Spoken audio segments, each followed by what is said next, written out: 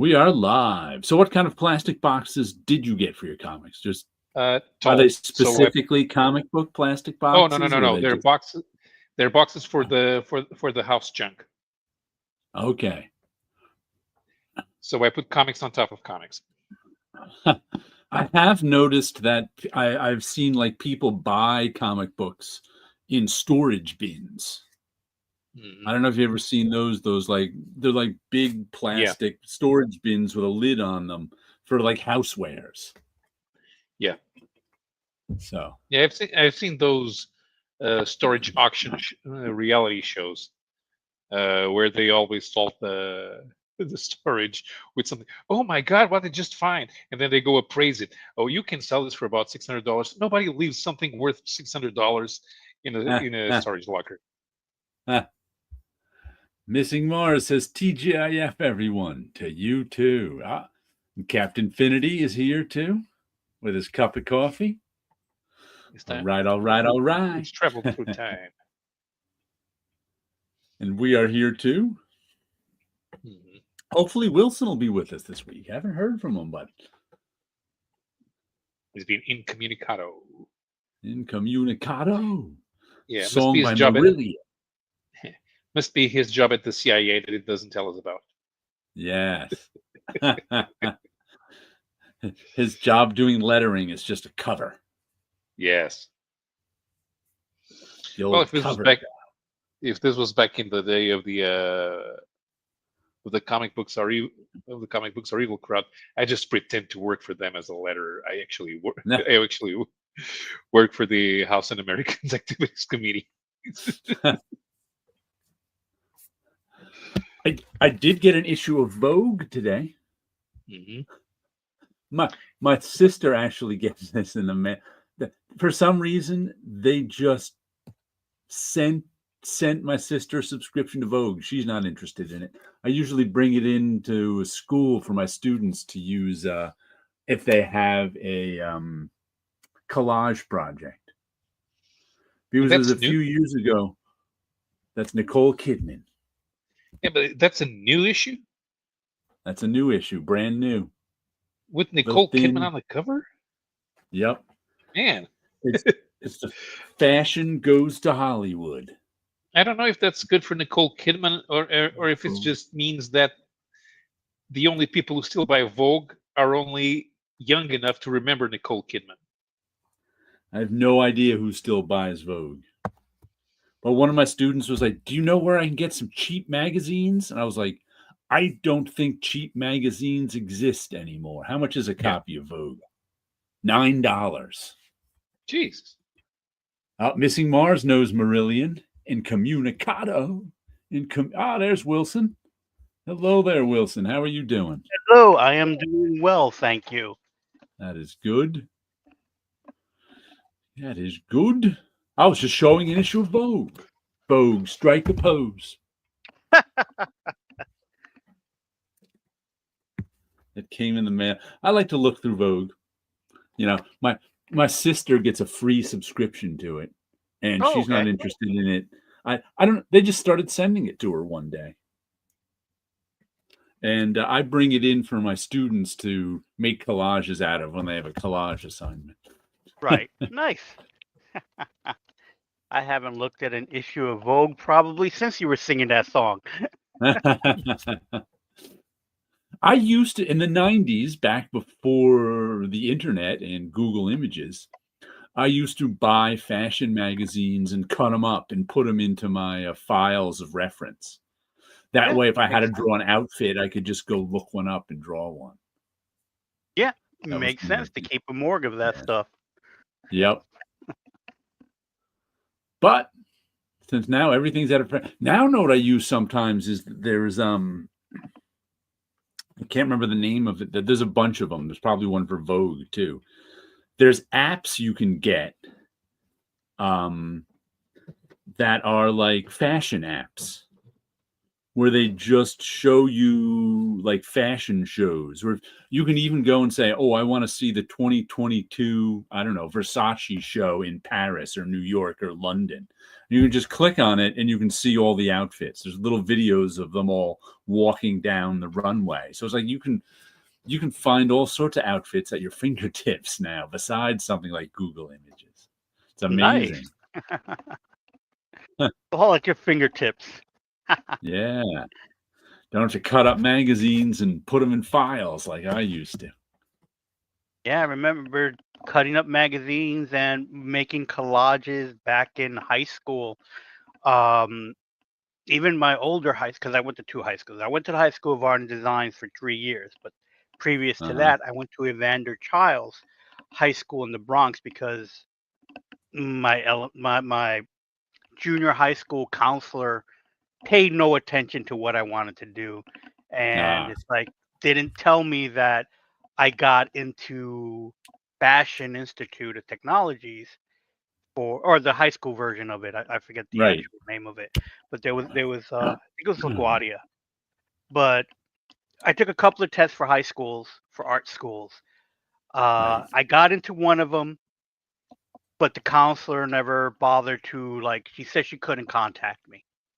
And it's like, yeah, okay, so I ended up getting sent to my zone school, which turned out to be Evander Childs.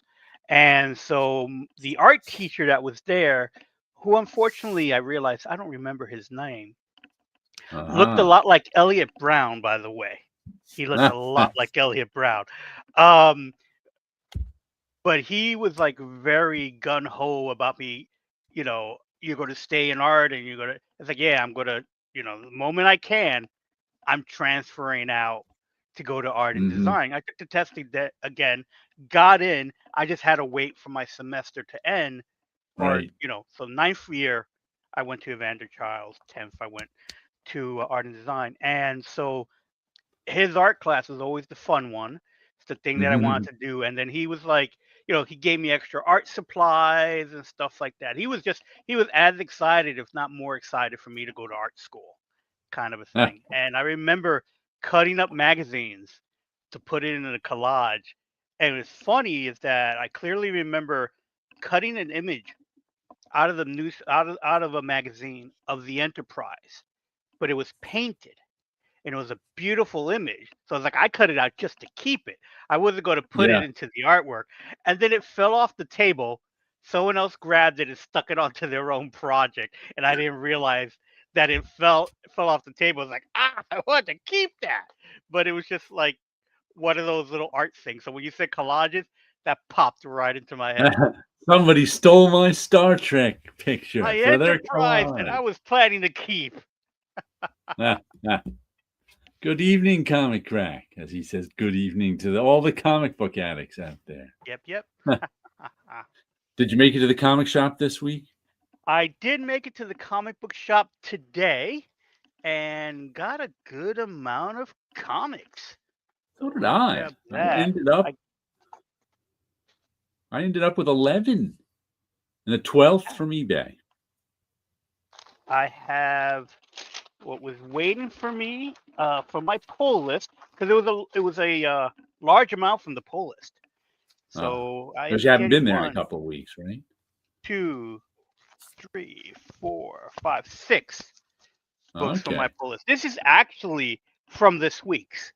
I have to see Oh, why I wow. didn't get my last 2 weeks. There was something with my credit card, so I got to double check Ah, that. So this is 1 week's of books, 2, 6 of them, and then from the rack I had pulled, I believe, 3 books off. So 9 books. That's a good amount. It's a good amount, and so from the rack I pulled 1, 2, 3 of them off the rack. Ah. So that's the Huh. group. And then the freebies, which are the catalog stuff. So Zdarsky's Comic News, Oh. Diamond's Dispatch, DC, and another DC. So I got 2 DCs. Gotham Same Sampler. one? So I think one is Did a comic book sampler, and then the other one is no, they're both comic book samplers with the catalog in the back of them. Okay. Ah, So they're reprinting a story, Batman Year One, #1. Not reprint, but they gave us a story as the freebie, but it's Alan Davis. That's why I thought it was a reprint. huh. Yeah, you get a full Alan Davis. Oh, you get an Alan Davis sneak peek. I don't know if that's a full issue. Look at that. Uh, Here, we'll that get is a you that big is a reprint. Is it a reprint? Okay. Yeah, Batman Year yeah. 2. Yeah, I don't recall this one. I remember Year One. but I don't think I recall Year just Two. saw it recently somewhere. Maybe they made a facsimile of it recently. Possibly. Because Alan Davis started doing the artwork, then he quit. He quit after two issues, and I think the last two were drawn by Todd McFarlane. Oh, Okay. you know what? I think I remember the Todd McFarlane issues. Huh. TGIF, one more week into daylight savings time. Oh wow, I did not even realize that. I realized it was Friday, but I just didn't realize in another week it's going to be daylight savings time. Let's Look at see. that. Tit Goblin says family has been in vogue a few times over the years for knitting stuff. We keep sending a million Vogues all the time. I also cut them up and enjoy using them as art supplies. It's fun. Vogue, strike a pose. That's funny because Mhm. you were saying that you got the magazine subscription for free. A friend of mine who's a publisher was planning to publish in not publish to maybe buy an ad space in Wizard magazine back in the day. And they decided not to buy the ad space. But funny enough, for about a year after that, they got free copies of Wizard. They got onto some sort of mailing list because of that. And I could only guess is because, they were hoping they would eventually buy ad space. I'm just taking the books out of the I'll their have to bag show for you the comic that was on my pull list and I didn't know it.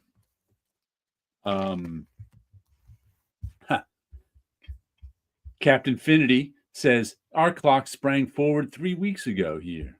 I think he's on his own time travel. This is Mine's tomorrow. Mine's tomorrow. I'll show you this big in a minute, but this is Skinbreaker 1 and 2. And here's the story behind this. You know how I've said before how I get an email every week, and from my comic shop, and if I want something, I just click on the link and pre-order it. Well, with this, but often what happens is, as I said before, I'll get a first issue, and I don't even remember ordering it. That's just because sometimes because it's 5 weeks ago, and it's like a new comic I've never heard of. Or like this one, if I'm on the fence about it.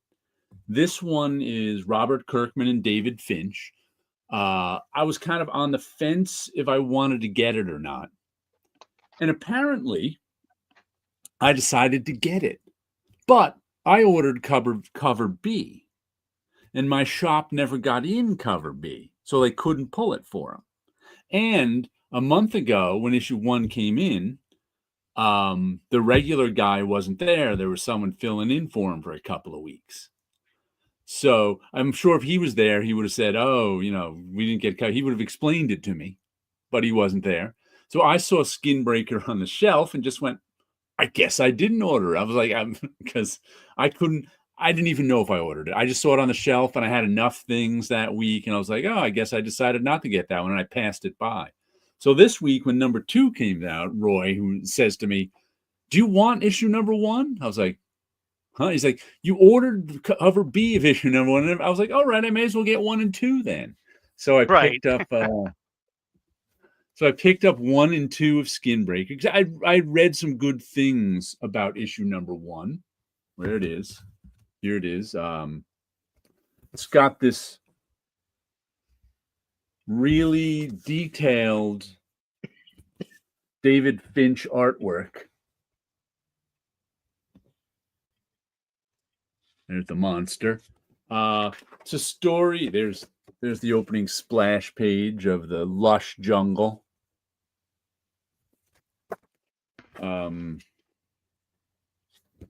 I think I should. There's the centerfold. Let me show you a little issue 2 also. There's a story of, it takes place on an alien world.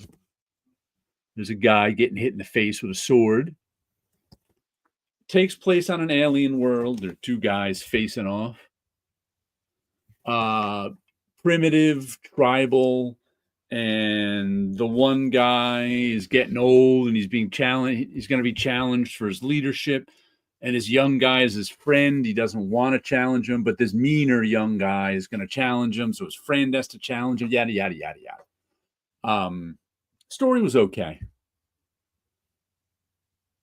The art, I thought the art was too dense. Nice art and coloring. Yeah, there's nothing wrong. I thought the art was a little too dense for the storytelling because it's almost graphomania. There's so many lines everywhere. But it says in the back issue and the back of it that how many times he drew there's treasury edition size printings of this too. Those I want to see because they'll give the art a little more air. When it said each page is essentially a 2-page spread. So he did the original. So every single page is really double and often triple the work. So I guess these are done on at least twice up, like golden age size, rather than 10 by 15. It must be like golden age size was 16 by 20. That's the size artwork used to be.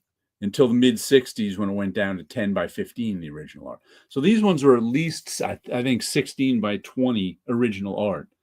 And I'm sure the original art looks nice. I mean, this looks nice, but I just found it a little dense because it was like when doing storytelling, it's like there was so much detail everywhere that everything was emphasized rather than the important story points. Says, I bought it at treasury size. It's smaller than the big DC books. Okay. I might get it. I just want to see it at treasury size. So I might buy a treasury size one just to see, but it's 8 issues. And I think he's been working on the art for like 8 years now. So all the art will be done for the 8 issues on time. But it was just, to me, it was just okay. But I really do want to see the art at big size. I'm not sure if I'm going to buy any more or not. I might not. Depends on what's coming out that week. Or I might just buy. I'm not sure. Because I have a vague memory of like them putting 2 issues in a treasury size. But in here, it kind of said that each issue was going to have its own treasury size. So maybe I'll buy issue 3 at treasury size. Just to see what it looks like. Did you see Skinbreaker at the shop, Wilson? Let me see that cover again, because I'm sure I might have seen the second issue and thought that looked interesting. Yeah, this came out this week, and here's, of course, it comes out with multiple covers. Right, there's one with a big head, I think, a close-up of a head. Yep, there you go. Yeah, I saw that, and I thought that was interesting. Issue 1 had a big head, too. Yeah, I think that was the one that I saw. I was like, that looks interesting. I first thought it might have been a Frankenstein book from those guys that were doing the Universal Pictures again. So I looked at that and was like, oh, that looks interesting, but I did not pick it up. I think the art is more interesting than the story. Okay. Story's okay.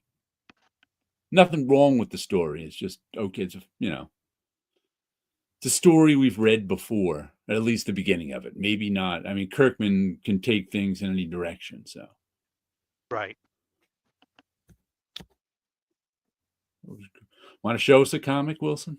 Yes, I just want to double check something. So the books that I picked up, let's do the off-the-shelf ones first. So I have no idea why, but I haven't put the Spider-Man book of Spider-Man 94 onto my pull list, but I think I think it's a miniseries. So this is continuing the Spider-Man TV show that came out back in '94 Right. or ended in '94, really. And so this continues the storyline for those who may not recall the cartoon from 30 years ago, whatever the time period was. It ended kind of on a cliffhanger where Mary Jane was lost in time. They didn't want to do the storyline of her being killed off, because that was Ah, that was Gwen, but they didn't have a Gwen in the book enough to do that kind of story. So Mary Jane almost basically landed that part. So instead of just killing her off, she got lost in a dimensional portal, and Spidey had to go find her. And then we do not see Spider-Man and MJ again until the X-Men cartoon show, where we can assume he found her. So these issues that are being published are him searching for her, or going to be about the story about him searching for her.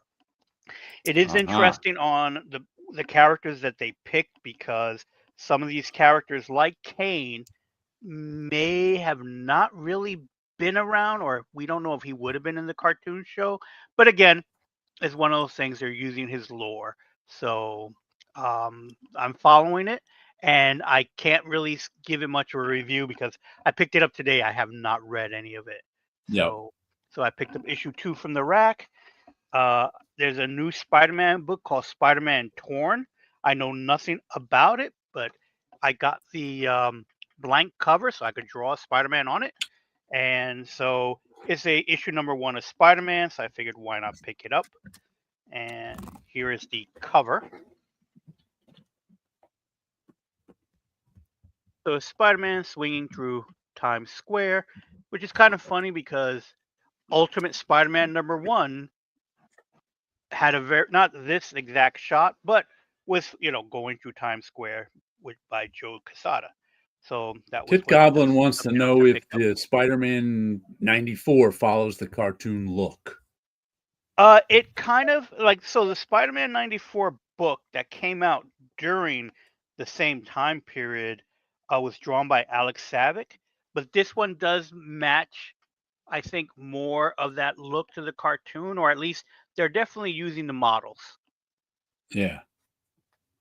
So Even if the style isn't exact, they're using the models from that era. from that time period, so it kind of Yeah. gives you the feel of it, I think. Leapfrog. And Grizzly. Ah. So those are some D-listers of Spider-Man. Let's see. Every other page is an ad, so I'm just trying to find more splash pages. Isn't that amazing? That was page on. Go. So I say yes, the artwork does follow the cartoon a bit. Spidey in here is a bit thinner. The animation stuff for that time period was a little more blocky, but I think it works. And let's see. J.M. DeMatteis is the writer. Artist is Jim Towell, and color artist is Jim Campbell. And it's lettered by Joe Camacha. I keep saying his name wrong. Caramanga. And let's see. Nick Bradshaw is an additional artist, so it looks like they have quite a few cover artists. Mark Bagley has a cover. Chris Campbell. So I don't think this publishes the other covers anywhere. No. So that's that book. Torn, as I mentioned before, Spider-Man book is a number 1, so I picked that up. Hey, as the art well. fell off. Yep. It's the ink. It's the ink that they're using. So here's the cover. So you got the sketch cover of number 1 and the regular number 1? No, just the sketch cover. I didn't get just the the regular sketch number cover? 1. Yeah, they just Okay. happened to publish the sketch covers nowadays. They're also publishing the regular cover. Right. I must not have looked up when you showed the sketch cover before then. Oh, okay. And So I saw Okay. the regular cover. Pretty nice art. There you And I know go. nothing about this. I think if I remember one of the ads, I don't know if they're telling a story, like a missing story. J. Spider-Man Michael tone. Straczynski, Perry Perez, Guru Effects. Joe is lettering this one again, and the cover is by Adam Hughes. That's that group there. So those are the ones that I pulled off the rack. Uh-huh. Tit Goblin, I hate Aunt May so much. I'm so glad they changed that old bag's age for the recent stuff. Peter, did you bring home my digestive biscuits so I can watch my stories? Let me show you a couple of Spider-Man things I got. Ooh, what you get? Spider-Man Magic the Gathering cards. Let me see if I can. I got them just because I thought the art was cool. I'm never going to get them out of these sleeves. That Spider-Man Brooklyn Visionary. I don't know which Spider-Man lives in Brooklyn. There's a little Peter down there too, I think, waving to him. Peter's from Queens, so Miles is from Brooklyn. And Spider-Man 2099. Nice. Spider-Man 2099 is from Manhattan. Yep. Uh-huh. And I got them just, I mean, they're cheap. They cost like $1.50 a piece on eBay because they're not, chase cards or anything. Because for those who don't know, the Magic the Gathering is a collectible card game. I played it, and we used to play it at lunchtime in the early and mid 90s a lot. And it's been around ever since then. But in recent years, they've started doing licensed sets, much to the dismay of the hardcore older players. But I haven't played since the early 2000s when we play in, but sometimes I just get the cards out of nostalgia. And they just came out with a Spider-Man set. So they're designed to be used in the Magic the Gathering game. So there's they try to like come up with something that relates to the spider powers in the game mechanics of the card. So I just like the art on these. Thought they were fun, and they're $1.50, so I got them off of eBay. Captain Infinity, I'm waiting for Spider-Man of Staten Island. He is too. He can never get back to New York because he has to wait on the ferry. So at the New York Comic Con, which is why I wasn't here. Well, last week I wasn't here for a wedding. The previous week I wasn't here because I was at the New York Comic Con. So walking around the con. You're here, but for the end. For the end. So walking around the con, I had passed by the Magic the Gathering booth, and I got there just as they were handing out cards. So I got one of the Spider-Man cards, which I thought I had here, but I do not see it. I have it around here somewhere. So I got a Spider-Man card that had a foil thing on it. So it has to be one of the really special ones, which people go crazy about it. So as I got that one, I turn around and I get handed a pack of a welcome deck. Now, this is not the first welcome deck that I got from a con, because if we remember from the San Diego Comic Con, I was given a welcome deck when I bought some action figures from Hasbro. They also gave me a deck of cards where the person next to me was like, "Do you want to keep those cards? I'll buy them from you." And it's like, it's a card set with Spider-Man. I'm going to keep it. I may not play Magic the Gathering, but I'm going to keep the card. Because in my mind, I'm still a collector. Even if it's not necessarily something I'm into. But it's Spider-Man, it's going to be a card, I'm going to collect it. I'm going to keep it. So I kept the card that it came with.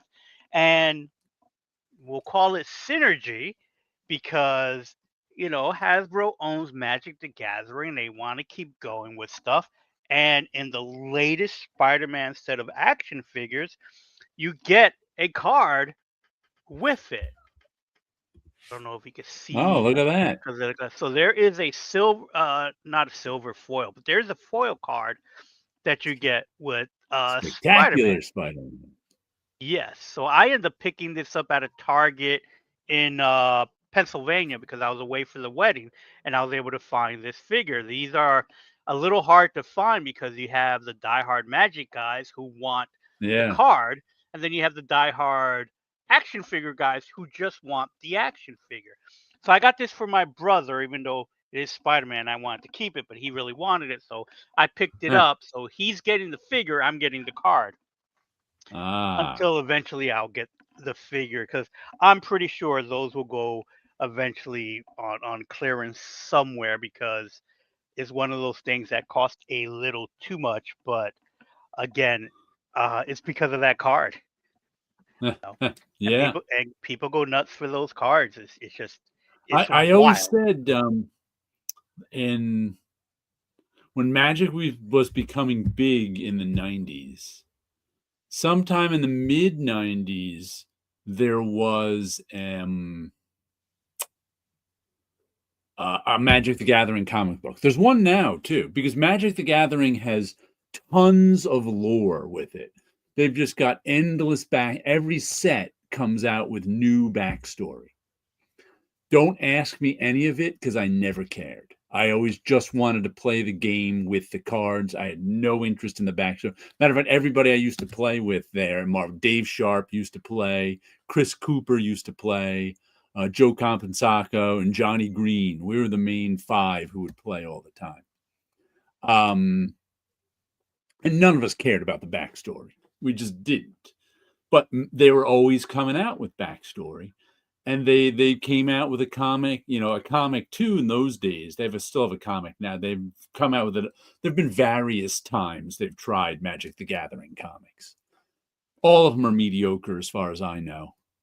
And we were always just like, if they want to sell a ton of copies of these comics, just package a card with the comic. And these were the days too where you got trading cards with. It wasn't unheard of. It's like all they have to do is put a.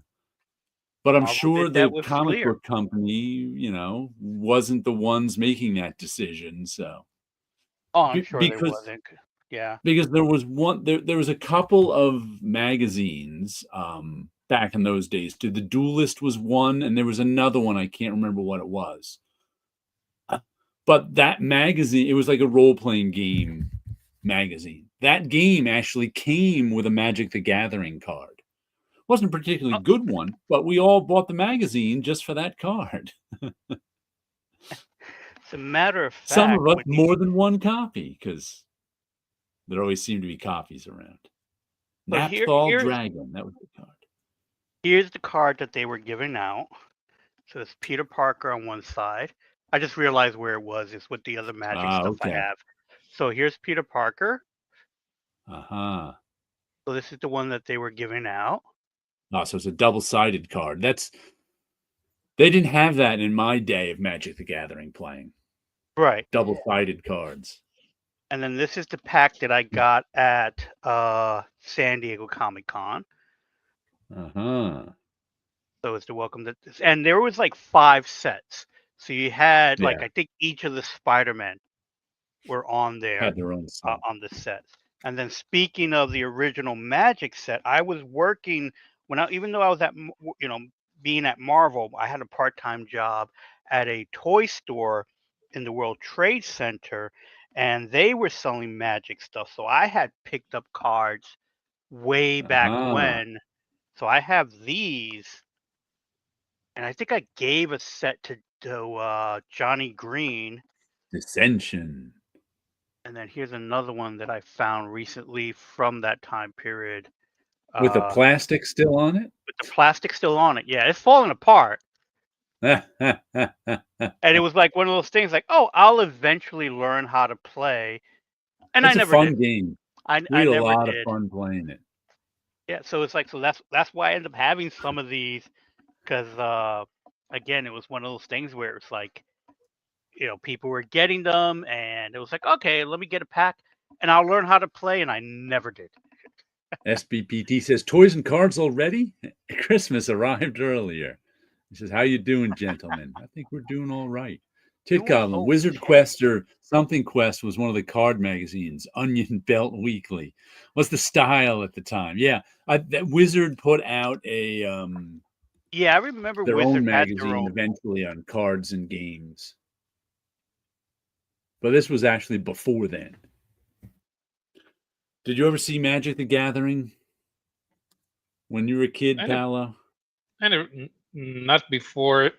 And we didn't have Magic the Gathering. I know there was I later found out there was a store that sold Magic the Gathering. But never. I was completely unaware of it until I was 16 or 17.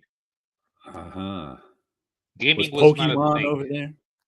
Oh, Pokemon was over here. Yeah, I figured. Pokemon cards came out after Magic cards. I guess they were like, hey, this is a good deal. Mm-hmm. These collectible trading cards makes people buy even more packs.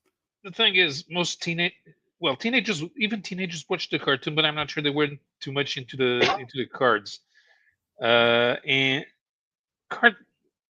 gaming cards is an expensive hobby. It is. So unless you have a lot of money lying around, you're gonna get stuck on having 3 packs of cards for the next 2 or 3 years. Yeah, Matt, like Pokemon cards, I know a lot of the kids didn't even play the game. Mm-hmm. They just collected the cards. Yeah. Well, the cartoon was popular. I think that you were more likely to have a Pokemon from Kinder eggs, which are illegal in America. No, they did something to make them legal. That we can get Kinder stuff now. I don't know what they changed, but they have American Kinder eggs now. Yeah, it had to do. I believe it had to do with the toy itself. Yeah, that it was considered a choking hazard, and then they because figured you out a couldn't have way the toy in around the it. egg or something like it was. Because kids will eat the toy and choke on it. But so Yeah. I know I see I see the stuff now. So I remember reading they changed something. I don't know what. But yeah, we didn't have them for a long, long time. Kid Goblin says Magic was outlawed in Portugal when Paulo was a child. Yes. No magic. Otherwise, the Spanish Inquisition. SBPT says, sorry, Paolo. 25 years later, kids in Portugal still play Pokemon card game. I think that 5 years ago they may well have been into Pokemon Go, which was the cell phone game, which was all a scam for selling map data. Yeah. That came out, I don't know, it was last year that came out. There were something like that. I thought that creating was quite their own entertaining. map data that they were selling from all those Pokemon people. Something I got off of eBay this week was I went and got the Scott Koblish KO cover. This is the foil version. This is one of the ones that came out last week, the week before. That was, though, it was in a blind bag, so I couldn't pre-order it. Right. You had to get it out of the blind bag, and I checked on eBay. It was going for $25 or $30. I didn't even want the foil version, but the non-foil version was just as expensive. And I noticed too, it's got a $24.99 price tag on it. Wow. But I got it for $15 shipped and taxed. I put a backing board in the middle so I could see both sides. Nice. But I just kind of I got it in my head. I wanted to get this one to go in my Scott Koblish cover collection. So it took a week of looking on eBay before I found one that I thought was, $15 all in was a reasonable price. Because like I said, these are going for $25, $30 with shipping sometimes. And I was 35. I was like, no, I don't want to pay that much. But the amount I've been seeing people pay for those, what's his name? Mark Spears blind bags. Pokemon Go helped the kids now play with counterfeit Pokemon cards sold at Chinese shops. No, that doesn't surprise me. Yeah, there's counterfeit Magic the Gathering cards too from China, the high end ones. But did you hear about that, or did you see any of those Mark Spears blind bags, Wilson? I have not. Mark They're Spears blind bags. I don't know if that's what he's doing all the time now, but the price on them is $6. And there are people. There's one guy at my comic shop, Jim. He does he's got a YouTube channel, Bronzeville Comics, and he's one of these guys. I think he's retired, and he buys and sells comics now. He said he bought, I don't know, 100 blind, because I've seen people like buying tons of blind bag. Like Don the Comic Book Junkie bought 10 last week and had another 6 this week. And I'm like, wow. And this guy said, since I think he's got a Whatnot channel too that he sells things on. He said he bought 100 copies, and he got them from a source where he got them for about $4 a piece. The price on them is $6. So he got 100 copies, opened them up, and was selling them for $8 a piece on Whatnot. So he was making, plenty of money just selling those Mark Spears ones. And I would have bought one like I did with this. I don't want to. I think this was like a $10 blind bag. I didn't see so many people on YouTube opening these DC KO blind bags. That's the name of the series, by the way. DC's KO, as in knockout. I think it's about some. I couldn't even be bothered to read it. I opened it up and went, I'm getting my fingerprints. I'm getting my fingerprints on the foil. I don't want to do that. And I went back in there. Right. But it's funny. Like I said, I haven't seen many people buying the DC one, but tons of people on YouTube buying the Mark Spears one.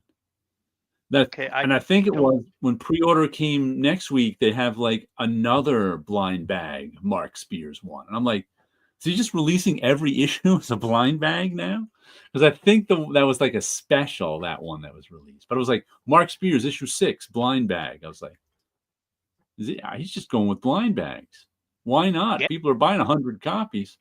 Yeah, if people are buying them, that's what happens with the alternate covers. People start going crazy and buying these things. And if it's working for a while, they're going to keep doing it. Yeah, it's amazing to me that people just loved opening them and seeing what they got. I've enjoyed opening blind bags. They're fun. I've bought blind boxes for the Godzilla toys. For a while, I was getting a lot of blind boxes for toys when I was getting them in California when I go to San Diego Comic-Con. It was easier to get the Japanese imports in California. Sometimes they'll trickle into the back through the United States and then to New York. But San Diego used to get everything kind of like first, so I used to buy as many as the Godzilla ones, hoping to get as much as as the characters as much as possible. So I could see how much fun it is getting into the blind bags or the blind boxes. I know Super 7 does a set of them for Godzilla now, and I can see how they could be a lot of fun. I just haven't seen the comic book ones. Speaking of Knockout, I did pick up an issue of Knockout. So, as I mentioned last week, I was at a wedding, and so I was in Pennsylvania. So, usually when I travel, I try to stop by any local comic book shops. Since there was a lot of downtime, before the actual wedding itself, I went into a comic book shop called Rubber Mallet Comics. So while there, I picked up Craniacs #1. Craniacs. So the reason why I got this is because I'm working on the sketch cards of these characters.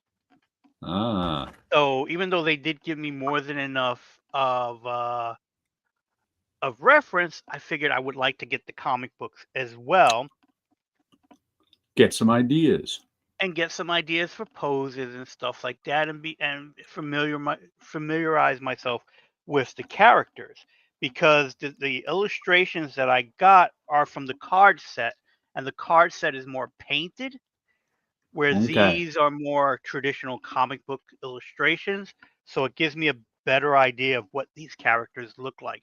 The painted ones are pretty, but some of them have color holes and stuff like that. So it was cool to pick this up. Plus, it's a nice, interesting color scheme that they have with it.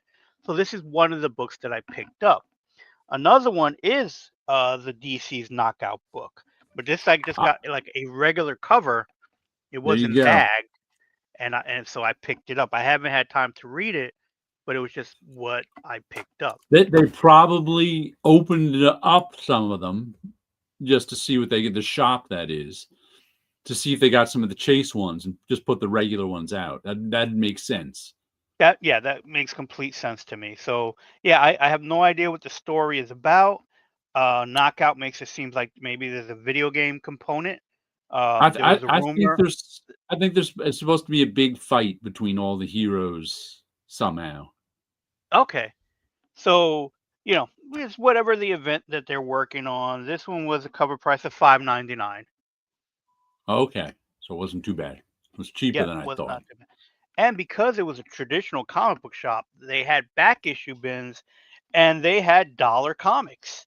So Oh, I picked up. 62 says I think the DC bagged ones had higher prices than the regular version. Okay. That's That's possible since they were interesting. doing those So I chase guess there covers and was. I stuff didn't even. like that. Yeah. All the So prizes were in the back, were in the blind yeah, bags. so they had dollar racks, or this Right. particular boxes you could get a bunch of stuff. So for $1, I picked up king size Micronauts #1. Ah. And, Steve annual Ditko. #1. Steve Ditko cover, and that's why I I think picked he it up, did the because whole book. it was a Ditko cover. Did he do the whole book? I I haven't think he even did the looked whole book. through it yet. I used to Here's have it. king size annual #2.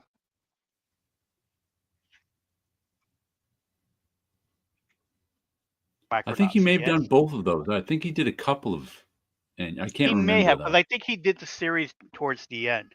And then they happen to have a couple of more Micronauts. The Micronauts New Voyages, issue #5. Hmm. And then this one, I believe, is a Michael Golden cover. It's the main reason why I got it. It's issue #6 of New Ooh. Voyages. All my Micronauts are in France. I sold them years ago because I hadn't looked at them in 40 years. So these are from Rubber Mallet, the comic book shop called Rubber Mallet. Ah. Tit Goblin asks, when was the first blind bag? I don't remember them before the early 90s. I don't remember blind bags in the 90s. I don't remember blind bags. We had the closest thing we had to blind bags, and Plenty they of weren't really bags. blind. We had bags, plenty of bags. We didn't have blind bags. There would be some companies that put together those 3-packs for whatever, Oh, 3-packs yeah. for 5. So the middle book, you never knew what you were getting.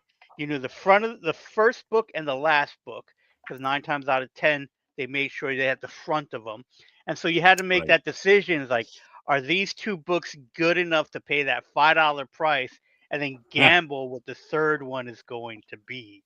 And sometimes you get good stuff. I got giant size X-Men #1 from one of those. Whoa.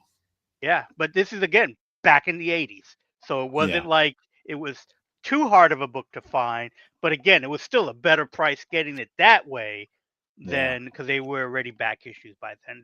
It was already a year or two old by that point. I think it was Whitman that did a set of those. Yeah. So many Whitman used to companies. put those out in the late 70s, early. They were an early separate distributor, Okay. because what would happen was Whitman distributed before the direct market. Whitman would buy a bunch of comics and package them in 3-packs and distribute them to the department stores. So, but once again, to department stores was on an unreturnable basis, which is why they had to come up with a different trade dress for the Whitman ones. And there's actually ones with a little Whitman trade dress on them. Right. Which is not coveted by collectors who like newsstand and direct. For some reason, Whitman they're not into. By the way, if I never watch a YouTube video again where somebody says newsstand copy, I'll be happy. Because people never stop saying that. Newsstand copy, or as we called it back then, a comic. SBPT's people are paying $10 for a $5 book just to throw a bag out at the end. Yes, DC because you might get a special prize in that bag. That's what it is.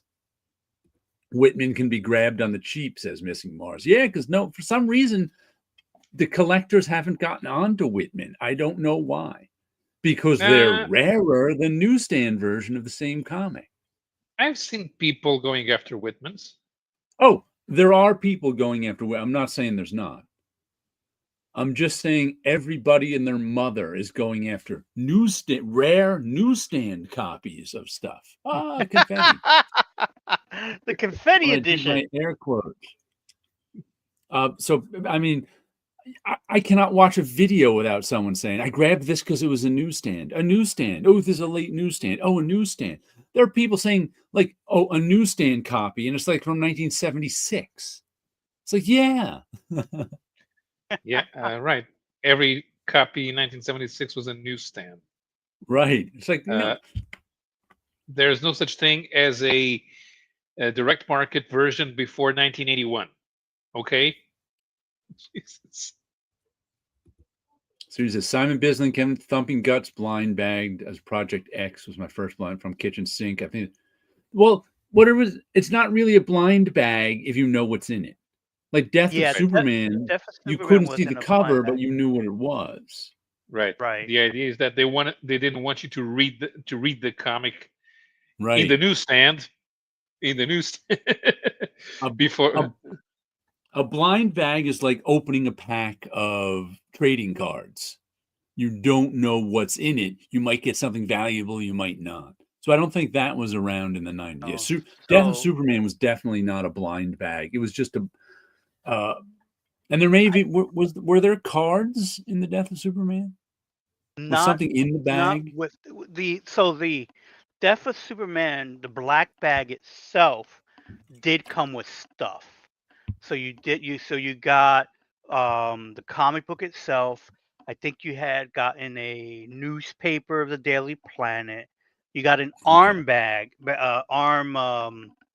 ribbon thing. Right. That had the symbol on it, so it was a mourning ribbon. I think that was about it. Maybe there was a card. I know there was a card set that came out around the same time. I don't recall if there was a card package with it. It's been I haven't looked at that stuff for quite some time. I think the first blind bag comic may have been a Harley Quinn that had different covers. And that's fairly recent in the scheme of things. Yeah, I don't recall there remember covers before the that. first one I got was Battle Beast #1 from this year. Okay. So before Battle Beast, I know there was definitely a Harley Quinn one that had pencil version, inked version, and color that's right. version. There was a special 1 in 500 Jim Lee one too. Sketch. Right. Okay, you're right. And then there was the Amanda Connor one where there was like a little frame, and so there was supposed to be the different images in the frame, and then one out of something might be an original sketch on it. That was those are the only like 2 blind bags that I recall that were true blind bags because you didn't know what was in it. Noda was about them, though. For those, you were really hoping to get the original art. So that was more like a lottery than current blind bags, which are more like trading cards.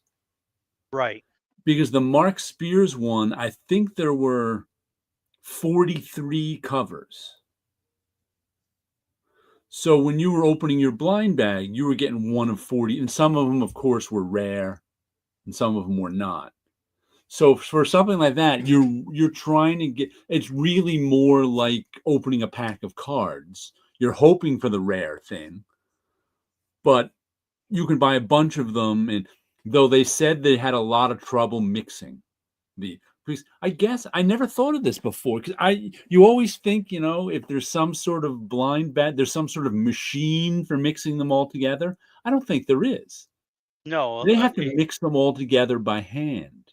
right, because they're printing each cover, who knows how many, Right. and then, then trying to mix it all in, and it's going to be one machine to do all the printing, one machine to do all the bagging, and then I guess it's going to be hand. It's just a couple guys at the factory. Yeah, which makes sense. It's just that's the way the machine is not set up to mix. Right. There's no giant shuffler for comic book blind bag. Right, exactly. And so what yeah, happened, I think, with this one was that there were people online, they said, pulling all sorts of rare stuff, and there were people online pulling all sorts of comics, just regular stuff and duplicates. Right. So the shuffling wasn't any good. So they promised next time to shuffle better somehow. Right. But I know just from working sketch cards and stuff like that where, you send things in, Dynamite Entertainment prints on the bag that they are hand selected or mixed in, Right. because, you have to, because you can't put the cards into a machine, because Right. all the cards are done in different mediums and stuff like that. And I'm sure that if someone uses acrylic over something else, that could jam the machine. So Right. those, I believe, will have to be hand collated. I think it's what they print on it, that they're hand collated into the sets and stuff like that. And I know that there's not that many people doing it. So you may have one guy at one company sitting there going through thousands upon thousands of cards trying to mix things Right. in.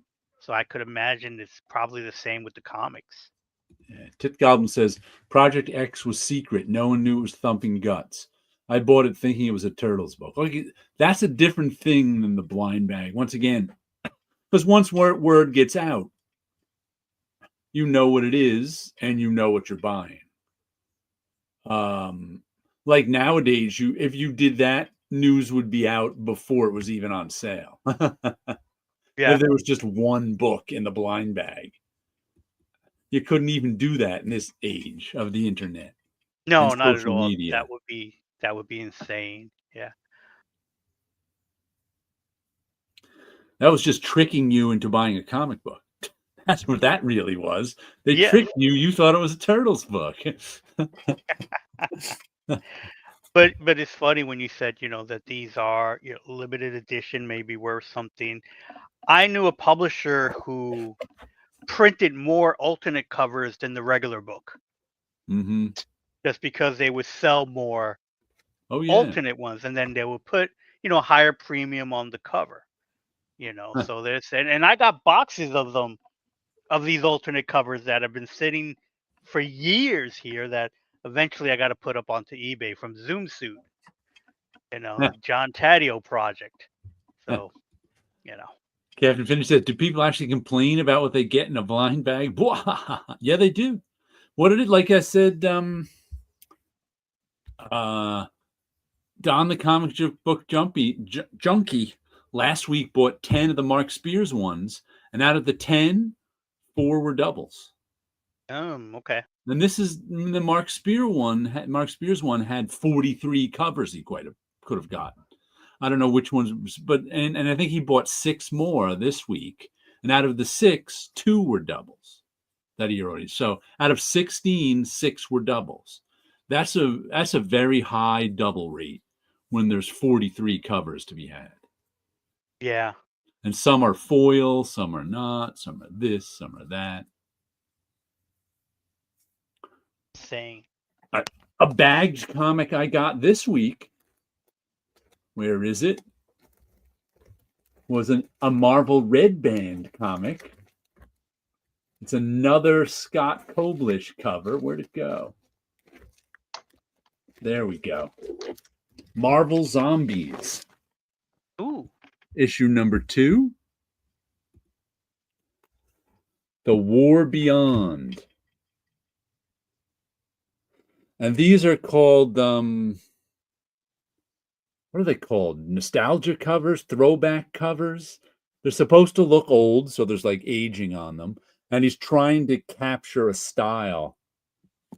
I think this one must be a Secret Wars style, because inside the logo, the logo is made to look like the Secret Wars logo, and the placement of the text and the the whole trade dress is Secret Wars. Because I thought the next one he said was Secret Wars, but I guess this one is. Yeah, that may be Secret Wars. Yeah, those are all the characters. Yeah, those are the characters that appeared in Secret Wars, and it's not actually a printed cover. It's not a specific cover he's redoing. Right. He's just capturing the style, kind of, I think. Yes, it's definitely a style. It's almost reminiscent to one of the covers that did not see print, that Mike Zeck didn't publish. That Mike Zeck drew but wasn't published. Red Band explicit content. That's why it was in a bag. Ah, okay. So yeah, that was definitely modeled after a Secret Wars look to it, but without being a exact cover. Because the interior story is a Marvel Zombie story, and some of the heroes and a bunch of these hero zombies are on Battle World, and they're making them fight it out. Okay. So it's a solid story. Who's doing it? Hold on a second here. 2 writers, Ethan S. Parker and Griffin Sheridan. The artist is Jan Bazadua, if I can read this old English font. Color artist, Eric Arksenigu. I can't tell if there's an O or a U at the end because it's black on black. Travis Lanham is the letterer. This is Scott Koblish and Val Staples on color on this one. But, this one I could pre-order because it wasn't a blind bag. So, and the other Scott Koblish, I got 3 Scott Koblish covers this week. Is, of course, the 4th and final issue of the history of the DC universe.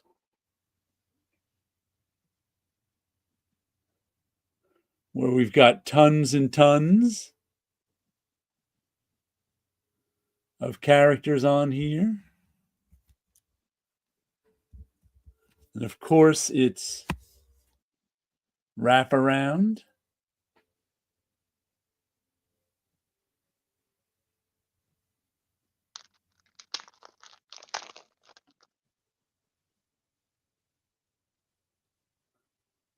Is that Apollo there in white and yellow? I believe so. I just realized. Yep. I have Apollo and Midnighter. So that's what, 2000s? Yeah, this is the last and final issue, so it takes us up to current. It starts with what does it start with? Oh, it starts with what is that? Black Lantern Corps 1 and White Lantern Corps. What's the name of that big crossover with Green Lantern? That was how come I can't remember the name? That had to deal with the Death Lanterns. And they highlight all those colored lanterns. Oh, I don't remember that crossover event off the top of my head. I remember the event. You don't remember the name. Yeah. And then Darkest Night? Darkest Night? Yeah, that might be it. Then it goes into Flashpoint. Then it goes into New 52. All sorts of stuff. It goes into the fact that it was Dr. Manhattan messing with everything all the time. Goes into it just sets the continuity in place for everything. Blackest Night, yeah. Yeah. That's it. There we go.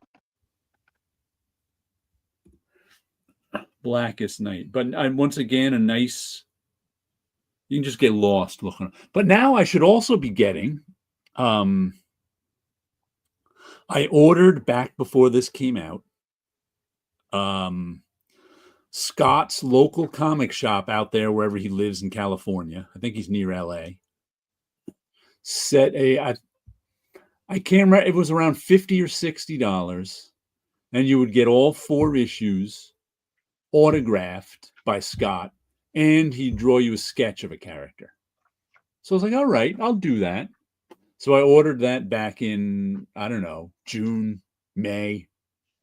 But I'm like, didn't I keep the receipt for that somewhere? I'm like, where's my where did I put the email for that? I don't even know the name of the comic shop. When are they going to send it? Dr. Staten Island. Dr. Manhattan. Dr. Staten Island. But fun. This was actually, if you like continuity stuff, this was really well. And once again, let me show you a little of the artwork. The artwork was all really elaborate single page spreads, some double page with type on it. And this issue, once again, was well done. The artwork is just really well done, and it follows the story. It's sort of telling a story in pinups. So everything that's going on in the captions, they illustrate what was happening. I think so those stories were being illustrated by the main artist of those projects. Okay. I didn't even realize that. Yeah, because I remember the previous one. I think they had a lot of the Dan Jurgens Superman stuff that was going on. This one is illustrated. This one, where do they go? Where are the credits? The old search for the credits in a modern comic. The artists are Howard Porter and Hayden Sherman. Hi-Fi and Triona Farrell are the colorist. Todd Klein is the letterer. Howard Porter is still around. Yeah. I guess he's still around, still drawing for DC. But some nice artwork on this. Really, have to say, I bought it for the covers, but it was a pretty good read. A pretty good read.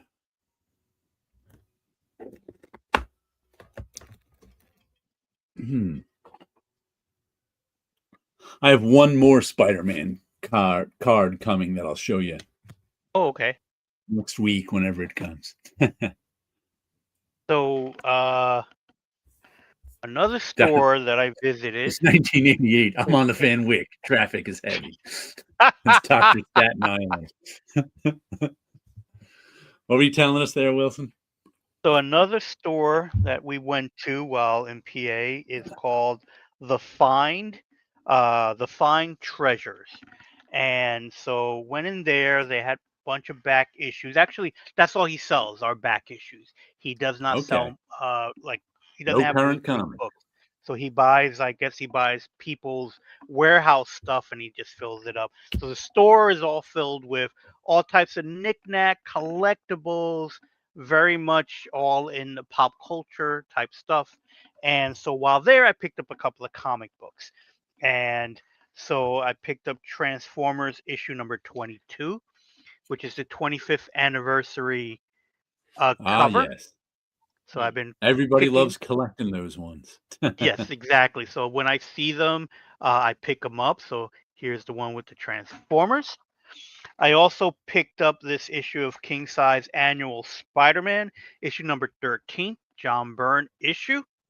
I bought that one as a kid. Liked it a lot. And I messed this one up because I did the mistake that I've done before that I swore I would never do.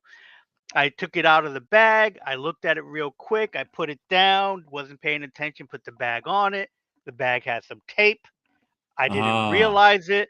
So there's a nice Got little yourself a piece. tape pull. I got Ah, a nice little tape hole take that there. tape off and throw it away. And I usually do.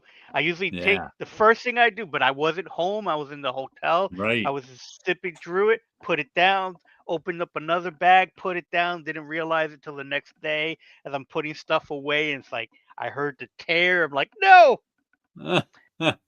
Then I also picked up this issue of Green Lantern. Uh-huh. This is issue number 155. I was with my buddy Tom, and he's like, "That's a really good issue," and he was considering getting it. I was and he left it there, and I bought it for $7. Right? Uh-huh. I think that's the one that still has the price. $7. Spider-Man, I paid 15, and that Transformer, I paid 14, or I paid 14 for this, or I forget, but. So my friend was like, "This is a really good issue. It's a great story. You should pick it up." And it was like he passed on it, and I decided, all right, he's recommending it. I picked it up. And what do I find inside?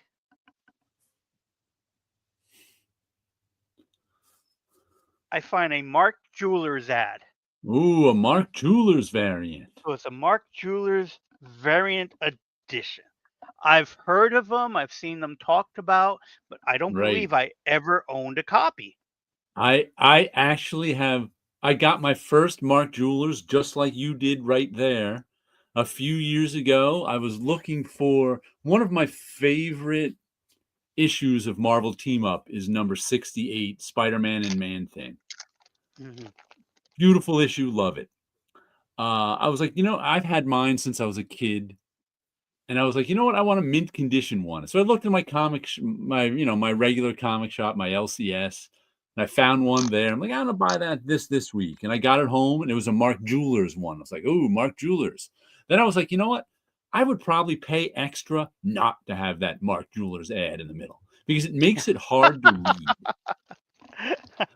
I mean, those should all go to collectors who care about such strangeness because Right. the ad in the middle is on like a cardboard stock. It's on a heavier stock than the rest of the comic. So it wrecks your reading experience as all of a sudden you get to this stiff ad in the middle. I was like, make it stop. So SPPT says. Now I use old reward stickers from my classes to close the bags. The glue is less destructive. I've been using purple painter's tape recently, which is the same as the blue painter's tape, except it's purple. right. No tape And holes. Not enough. yes. So it was fun that I, opened that up. It's like, oh, look at that. I got a Mark Jewelers, never had one. And then, of course, the bragging rights with my friend is like, look what you passed on was a Mark Jeweler Mark. one. He's like, I knew I should have got it. So that was a fun little experiment with that. Now, at this place, the find, here's their logo. So it's a nice little treasure box on there. Uh-huh. So when Fine. you buy items from there, and they were like, "Oh, are you coming? Are you going to be around for the weekend?" It's like, "Yeah, we're here for the wedding, but we may stop back tomorrow." And it's like, "All right." So they have a treasure chest that you could Mm-hmm. rummage through that has a bunch of little treasure chests in them, and when you open it up, there's a number, and whatever the number Ah. is, it corresponds with this chart that they have. So the number that I had gave me 15% off the next purchase that Ah. I get. My buddy got 75% or $75. He got the number one Wow. of the number one thing. So he was like, all right, I'll come back tomorrow. And so, so even though I got the Mark Jewelers, he got the main Yeah, win, the big uh, prize. the big prize. So we went back the next day. So I just picked up stuff just to get the 15% off and call it a day. So we spent a lot more hours because he was getting $75 off. So he was looking for a large amount of stuff. Now, the downside to this store is Look, that, Gigi DeRussos is here. hey, Russo, welcome. The Hey, downside to that store is like not everything is priced. So you got to bring the stuff up to him, and then he will figure out the price, kind of a thing. So what I picked up with the 15% off is this Spider-Man custom edition Far From Home. It has the Kellogg's logo on it. I don't know if this came with one of the cereal boxes. It's a very thin issue. Yeah. So I picked that up just to get it because it was unique in its own kind of way. And I picked up an issue of The Thing, issue number 5. Just, because it's The Thing and Spider-Man's in it. So I picked that up. And so $10, whatever 15% off the $10 is, kind of a thing, is what I got. And also the first issue of Micronauts, which is, again, a Michael Golden cover. Which series is that? This one's the The New New Voyages. Voyages? Yes. Okay. So this is the one that came out in 1984. Okay. So it's volume 2 of Micronauts. Right. So it's the New Voyages. And that's what I picked up at that particular store. But it wasn't the last store in PA.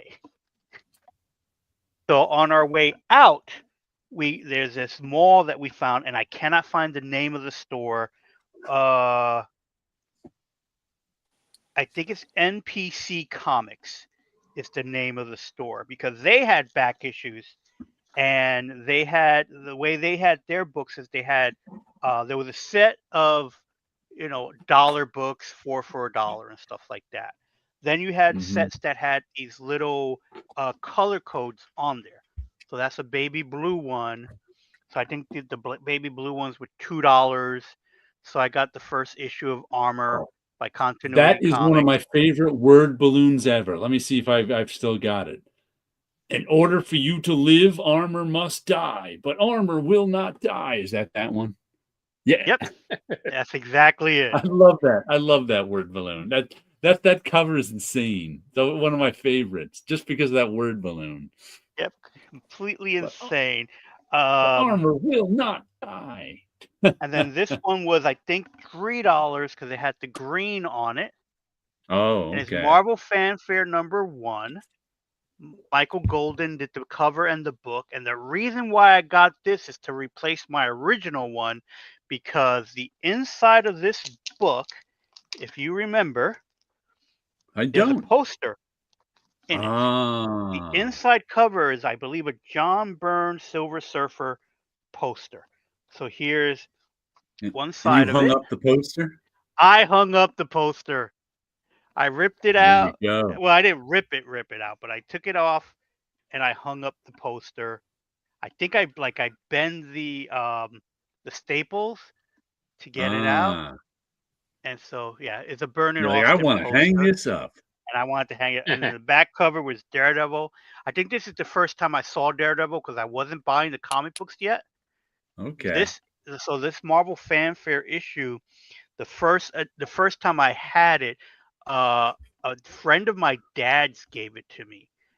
So this is about the same summer that I was just starting to collect comics. That's 1982. So in 83, when I was just starting to collect comics, he said, "Oh, I got some books for you," and he gave me a bunch of books. And so the Marvel Fanfare one was in there, and I liked the poster. So it was like a Spider-Man with the Silver Surfer, and I remember just taking the cover off of it and hanging it up. So it was like, so I know I bought that one when it came out. Since then, I had took the poster down, put it back with the comic. What year did that come out? This came out in 1982. Yeah, that was one of the early direct-only books. Yep, Marvel Fanfare number 1, March 1982.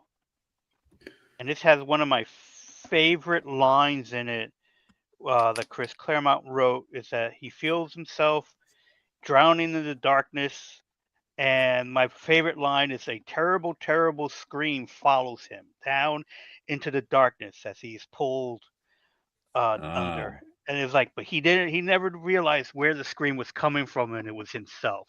It was like, that's one of the best lines that I remember in it. Tit Goblin asked, what was inside Fanfares again? there was the rub for me, though I bought them back in the day.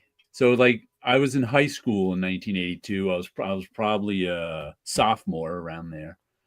And the promise of the Marvel fanfares was top talent, top production, top paper.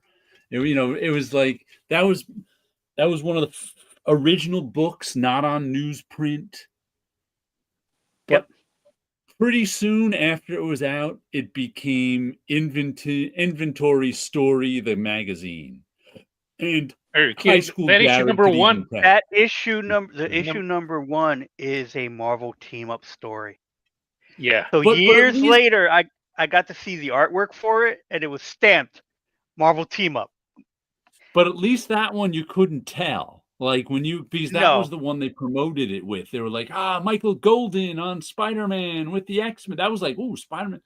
But after that, it was like, we don't have anyone near Michael Golden. And there were some good issues of it here and there. But I remember I stopped buying it because I was like, this is Inventory. I could tell they were publishing Inventory stories.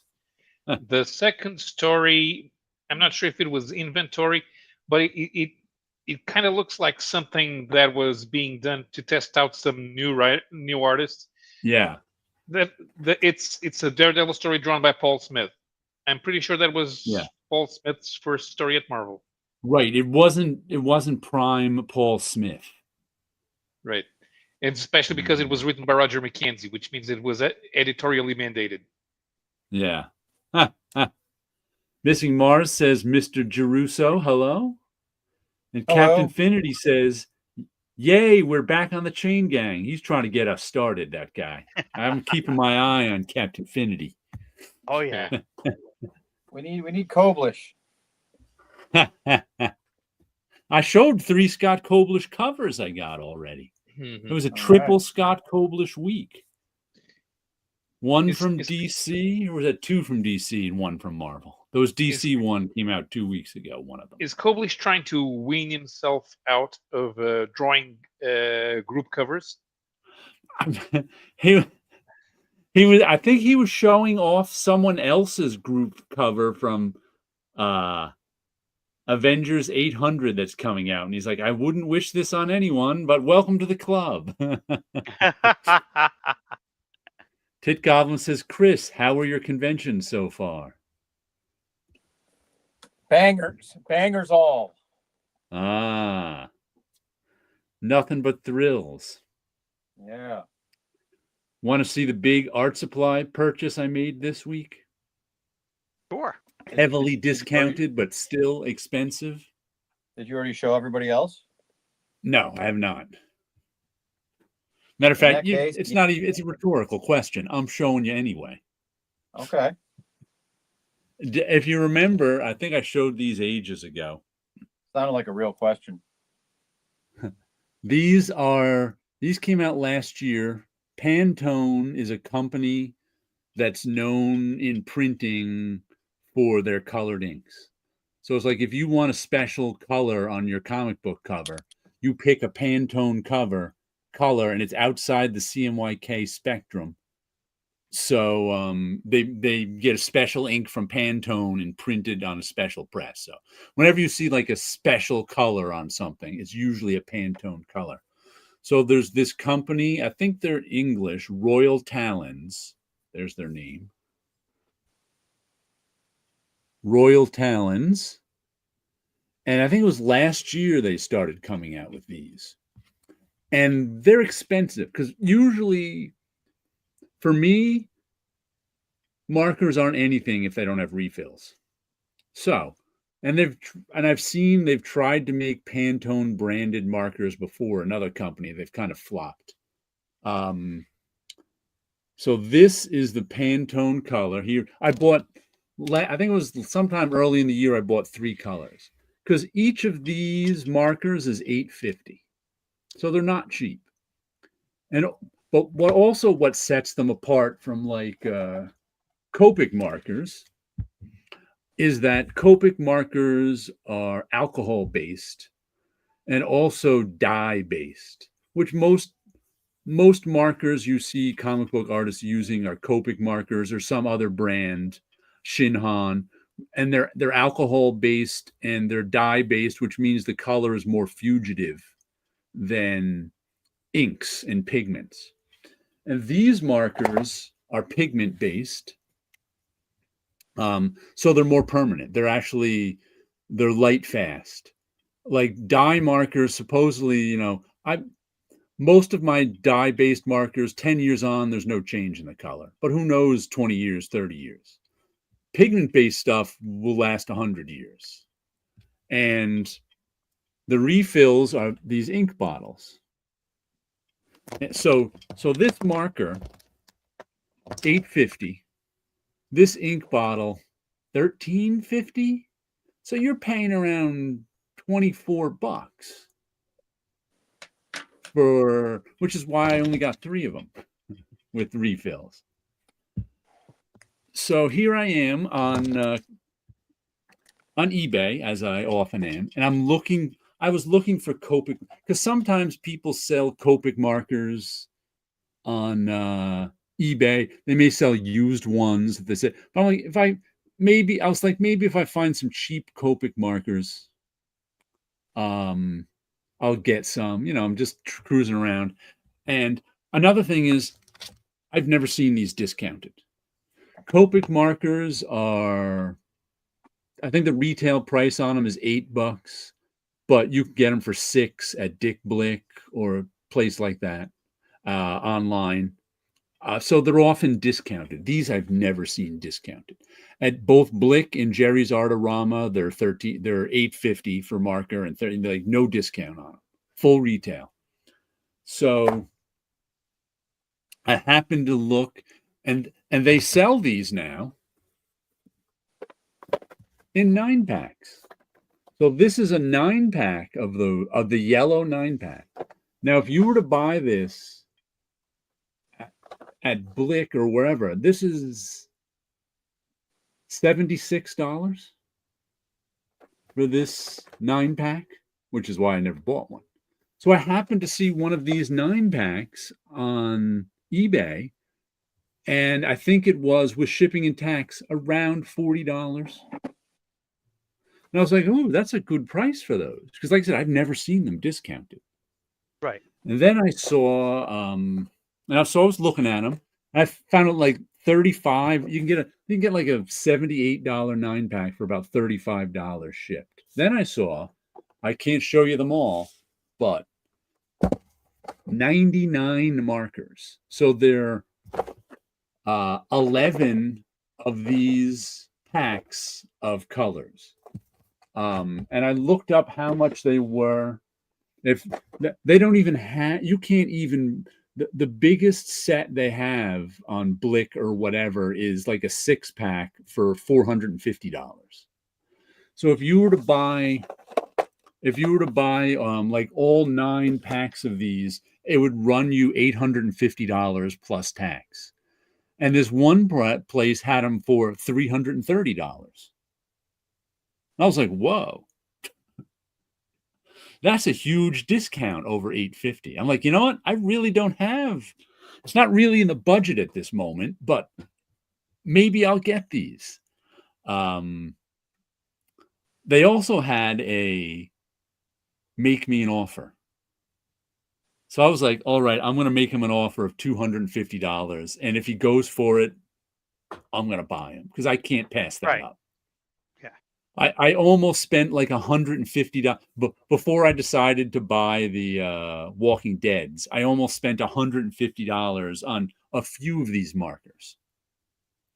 So I was like, I sent him. I was like, you know what? He's got like free shipping, $330. I was like, I'll send him $250. See what happens. He came back with a counter offer of $285, and I went, all right, I'm getting him. Yeah. I'm not turning them down. Like I said, this is $850 worth of markers. I was like, did these fall off a truck?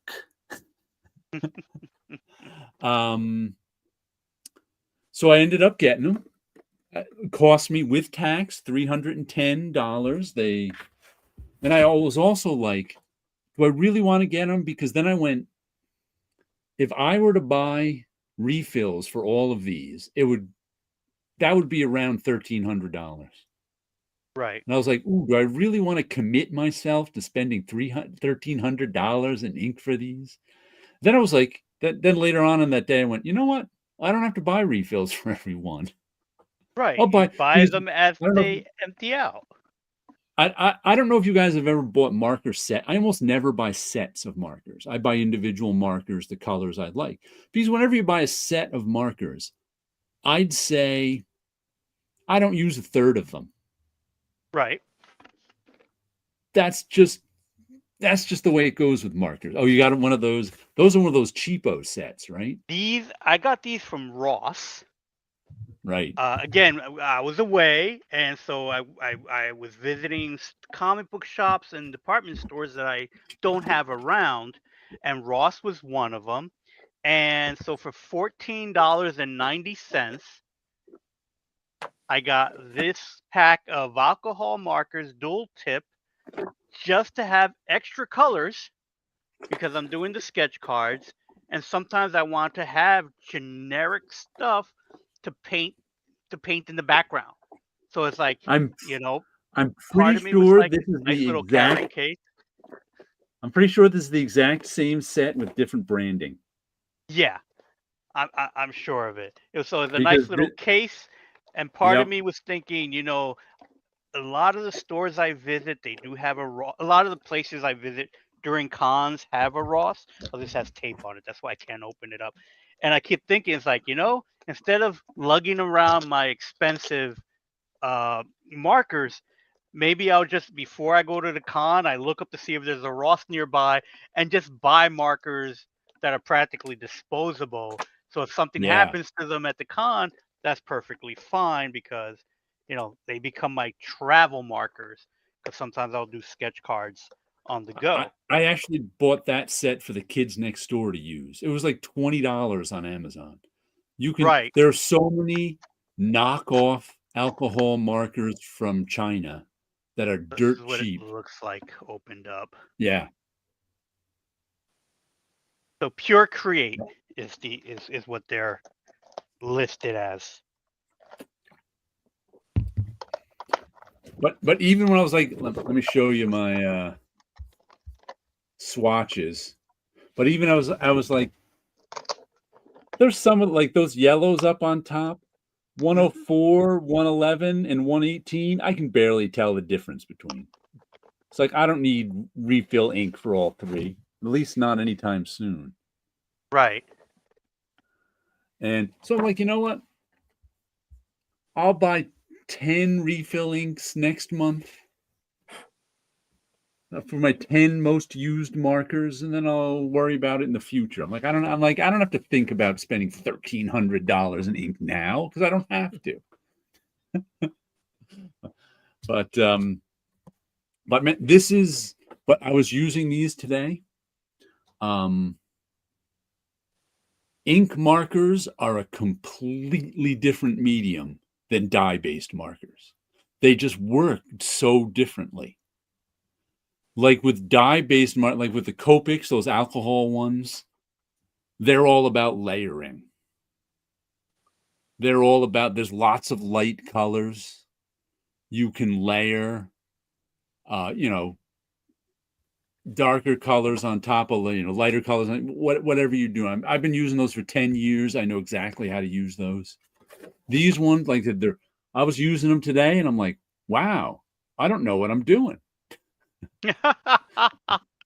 These are completely different. But then I also realized I could mix them with, there are other ink-based markers. Prismacolor is a pigment-based ink marker, and the other one is, I don't know if you ever used these, Faber-Castell Pitt pens. Yes. Which are these ones. These are the brush tip fabric, and these ones are also ink-based, not dye-based. And I use these, but I never used them a lot because once again, a marker I don't have a refill for is kind of useless to me. Because it's like, what if the ink runs out right in the middle of my drawing? Then it's kind of ruined. But now I can use these Pantone ones as the base and add these ones to it. That's what I was doing. But that was my big art purchase for the week. It cost me $310 I wasn't expecting to spend. Right. But it saved me a lot of money in the end. Captain Finity says, I'd get a Pantone 268C pen just so Cavern would sue me. And that's what people do too. They hire Pantone to make them their own specific color that they can copyright. So as he probably says, Cadbury has its own color that only they can use. That's what Pantone does in their business. But man, I was struggling with those markers today. I'm like, I'm a newbie again. I got to learn these all over. It's tough to learn these. You guys want to see some Disney comics? Sure. Okay, so Sure. So this week, a media mogul who was also our prime minister in the 1980s, and he was my boss from 2003 to 2011 when I worked at Autosport. So he died, and he was tangentially related to comics, as it was one of the publishing ventures that he owned, and he mostly had the rights to Disney for a decade and a half.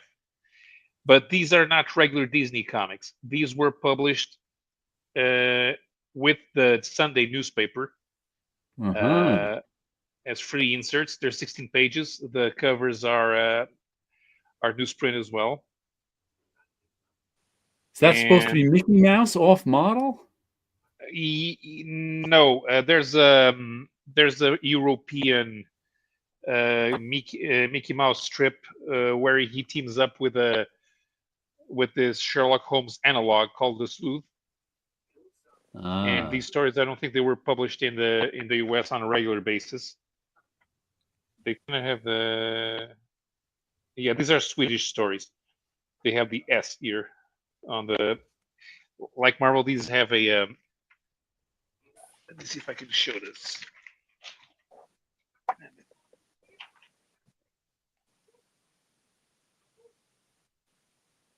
They have the production code there. And yeah, these were 16-page comics, so it was usually a short story. And there's a Donald Duck 2-pager at the back, and these just came inside with the newspaper. So it was How long have you had them? These ones about 3 or 4 years. They came out in the 90s, but my dad didn't buy these newspapers, so I never had them.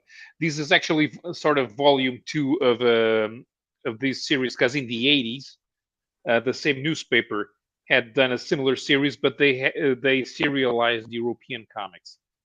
And in 1989, they bought the distributor that brought Brazilian Disney comics and Marvel comics to Portugal, and it became part of their publishing empire.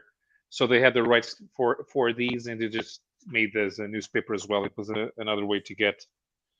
This one has Mowgli stories. That's sort of like a spirit section, right? Yeah. Oh, yeah, you could say that. Yeah. Yeah. Which I've never seen an actual spirit section, I don't think. Here's a goofy one-pager.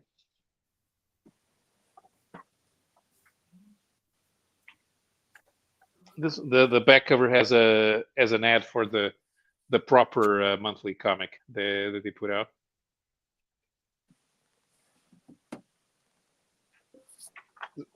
This one is Donald Duck.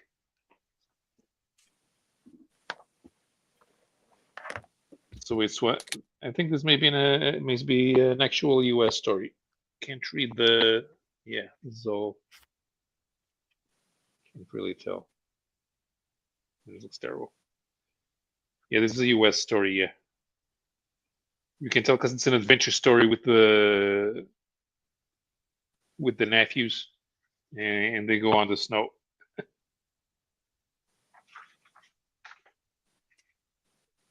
But it's not Barks. So who did those comics? Are they reprints from somewhere? Are they someone famous who did them? Like, are No. All of these are they are on- the Disney comics were all syndicated around the world. That's how they got published. Oh, okay. But what country were they like? Like, I'm not, because I know there weren't a lot of Disney comics made here in the U.S., but I know they always sold them. There were plenty of them made by Dell until by Western Publishing for Dell to publish until the early 60s. So they were still reprinting those ones years later? Occasionally, yeah. But here's the thing. In the 1950s, they understood that the hunger in the European market for Disney stories was not satisfied by the measly 120 pages that Dell put out every month. So France started producing their own stories. Italy started producing their own stories. Denmark started producing their own stories. Then the Brazilians got in on the act. The Italians, in particular, they produce about 300 pages of stories a month, and they're still producing about 3. And right now, they're producing about 600 pages of stories a month. Wow! If there's a Disney comic published somewhere, the story since the 1990s is most likely Italian. Now, are there famous cartoonists who do the Disney stuff? Yes, but you would not have heard of them because they're Italian. Right. Okay. But they're famous in Italy. Yes. Giorgio Cavazzano in particular. Or at least they're comic book famous. Yeah.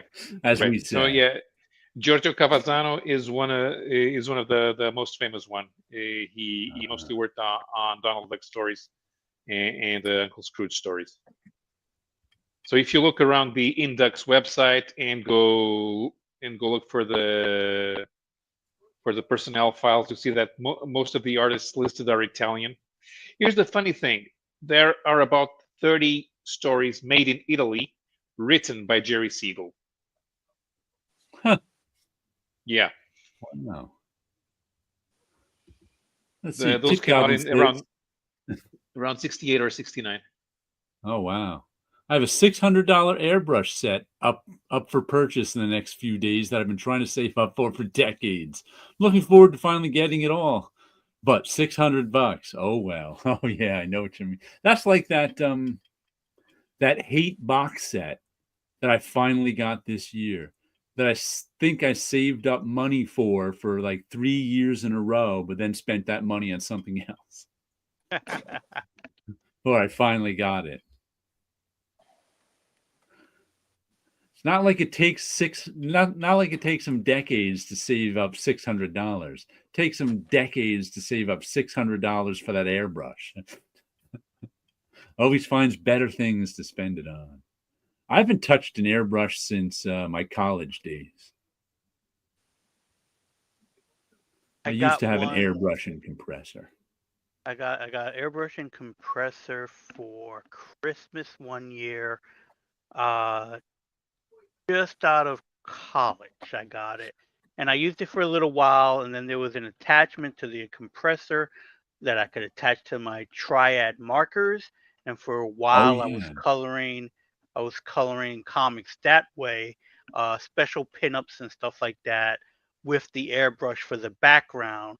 But it got to the point where it's like the time it took to set everything up and to do a page, it was just quicker to just do the regular marker rendering on it. But that was like the last time I did use that airbrush was for Marvel projects back in the 90s. Wow. An air marker. I remember those. Yeah. It would, and I still have the triad. markers. That's how the original Mage was colored, with air markers, which is why there's so much texture in it. Right. Because an air marker was just like you would open up your marker. There's the tip of your marker, and it would blow air against the tip of your marker. So it would blow the ink off the tip of your marker. You'd just be like, and as you might imagine, it wasn't as smooth as an actual airbrush, but it looked kind of cool. Yeah, it looked cool. It gave it an interesting look. There was these dots all over. So if you were doing something like brick walls in the background, it was perfect for that. You know, it gave it a nice Yeah. little granite look and stuff like that if you did it right. Captain Infinity says, paying a monthly Adobe CS subscription is a mild pain, but considering the cost savings of physical art materials, I probably am up on the deal. The problem is you can't make physical art with Adobe digital stuff. I mean, I use Adobe all the time, of course, but I like making physical things too. Chris needs stuff to sell at cons. What are you working on Yep. tonight, Chris? I'm working on stuff to sell at cons. Here's what I'm working on.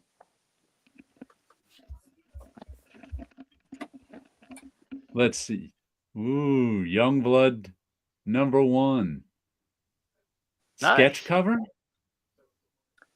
No, this is Or a is variant that- cover I did in 2012. Okay. Oh, Oh. okay. I don't know. I think I might have that variant cover. I'm not sure. Die Hard as Deadpool's head. Yes. There's So- a Youngblood 1 coming out again. So I figured out how to remark the Youngblood cover. I put Deadpool. Okay. So that you're remarking the heads on the covers. Just for Die Hard, I put a Deadpool on them. Just for Deadpool. That's what I discovered this year is that people really like remarks. People will buy Ah. remarks. Tit Goblin says that's great stuff, Chris.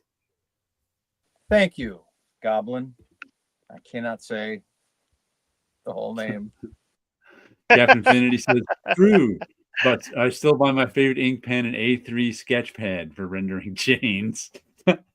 See, I'm just trying to get us started. This guy, Captain Yeah. Infinity's a troublemaker. Oh yeah. I mean, we It's just gotta like get- saying titmouse, Chris. Tit Goblin, there's no titmouse. They're just Animal Kingdom. There's no point talking about it until Kobush is on. Yeah. When are you getting Koblish on? I don't know. Like, I didn't even know I was coming on today, and it's been a while. So I know. We'll invite him on. We'll have a special Scott Koblish episode where I can show him all his covers I got.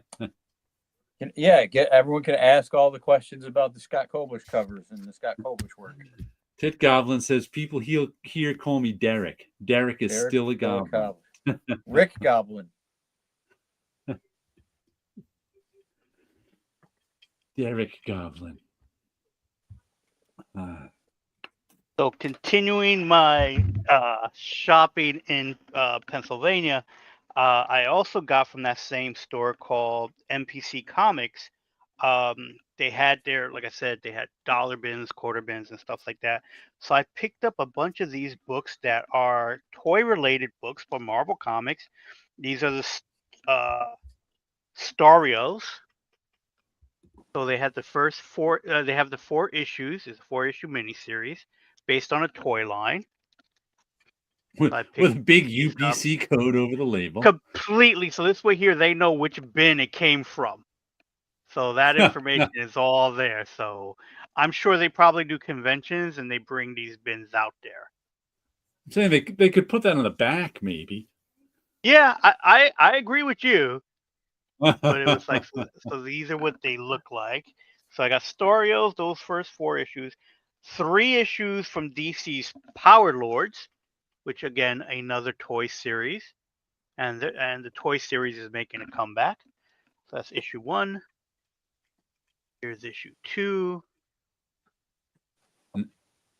Now, do you have all And those issue toys, or are you now 3. going to track down some of them? Since you have the comic. I haven't decided yet. Like I was thinking that and here's Chris Starr, which The Crystal just got a Warrior. re-release from Hasbro. So Chris here's my Starr Alpha closing Flight? cover. I don't remember that at all. So it's double-sized last issue. So it's issue 11, and I guess Alpha Flight was making an appearance in the book. And Chris Starr, I did see one on eBay, but I passed on it. But it went for $20. I was considering maybe getting at least one figure from each of them, just to have it with it. I haven't decided if I'm going to do that. I was thinking about it. I was even thinking about doing something similar to what Chris has been doing with his toys and covers. But I was thinking of just getting that and just adding the toy to the cover, okay.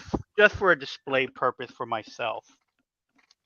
And because we announced at the San Diego Comic-Con that we will be doing Apex Comics, we'll be doing Air Raiders. I found a couple of issues of Air Raiders #1 just to have. And it's like if we do well with the book, maybe we'll do remarks with these. I'm not sure, but I picked up about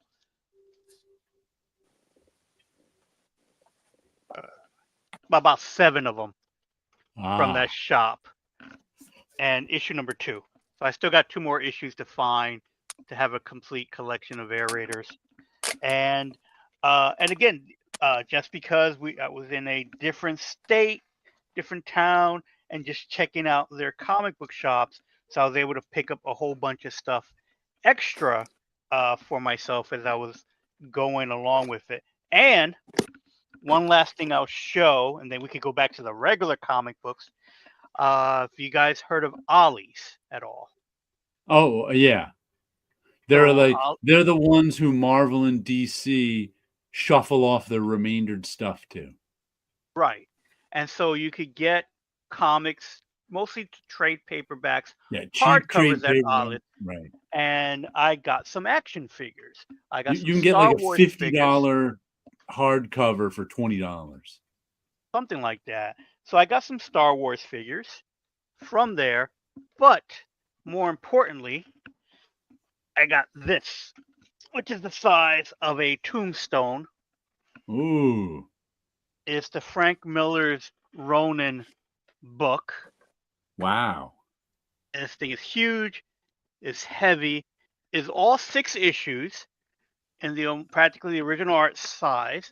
I do not know what this was originally retailing for, but I picked it up for $49.99.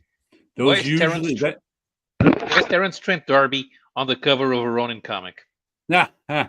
Terrence Trent D'Arby. I don't think so. Yeah, it kind of looks like Terrence Trent D'Arby. So that's like an artist edition, right? Yes, I believe so. Yeah. That would probably retail for around $150. Graffiti Designs Frank Miller Gallery Edition. Yeah, Gallery Edition is this thing. Here's the info type stuff. All we can see is your computer screen. Yes. So it's like a mirror.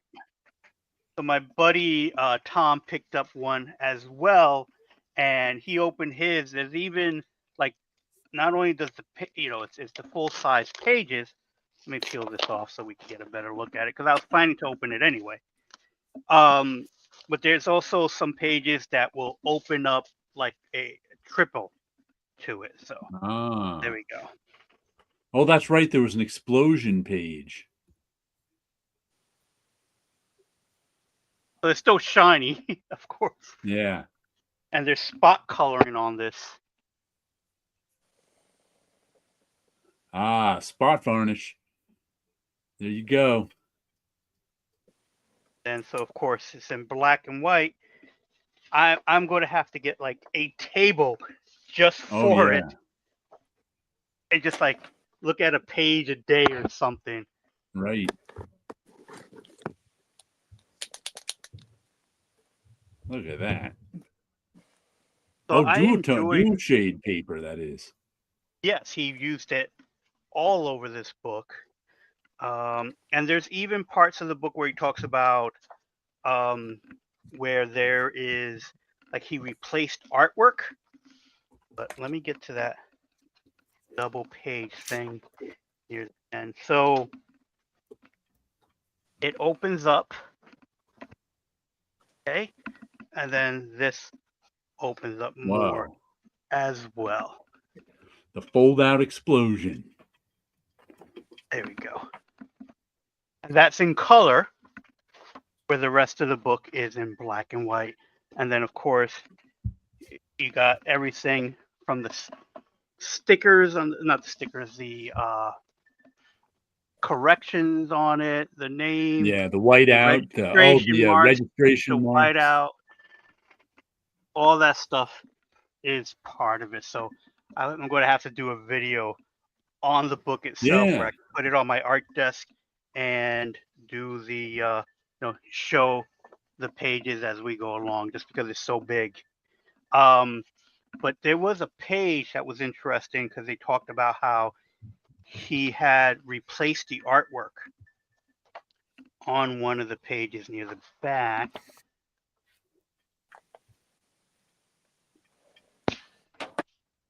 So yeah, so it just keeps going. So of course it's, I don't even know if if this was the original sizes or they were bigger, because I remember seeing some Frank Miller pages be even bigger than regular art pages. That book certainly is big. It is definitely large. There's an Ollie's near my sister's in Orange County, New York, but I have not been there. Oh, have to okay. go. Yeah, I definitely recommend it. They had so many books. This is the one that I happened to pick. It had so many regular sized graphic novels, but a lot of them were like, volume 2 of a bigger series. So I didn't want to get into a middle or something. I'd rather grab something that was fairly complete. But toy wise, again, being at Ollie's, I was able to pick up this Ghostbusters Ecto 1 there, so I could put it with my Ghostbuster toys that I have. And I picked up for $15, and it comes with Slimer. Huh. So it was a nice little thing to be a backdrop, I guess you could say, for some of my action figures. And I picked up some Marvel Legends for $10. So it was a lot of fun, and I realized, wow, if I guess I'm good. It's good that I don't have an Ollie's nearby, because I'll be there weekly, like going to the comic book shop, picking up action figures and stuff like that. So, but it was actually, fun. In our early Cavern of Chaos days, I think it was Tim Pallo and I looked at, my sister Jody went to the Ollie's and made a video of what was there. Oh, and okay. We actually played the video and looked at the stuff. That was a long time ago. Wow. And I still haven't been to that Ollie's. Captain Infinity says, get up off your rocking chair, Grandma. Is that a quote from Ronin? I don't know any quotes from Ronin. The only thing I remember clearly is, would you stop posing and fight already?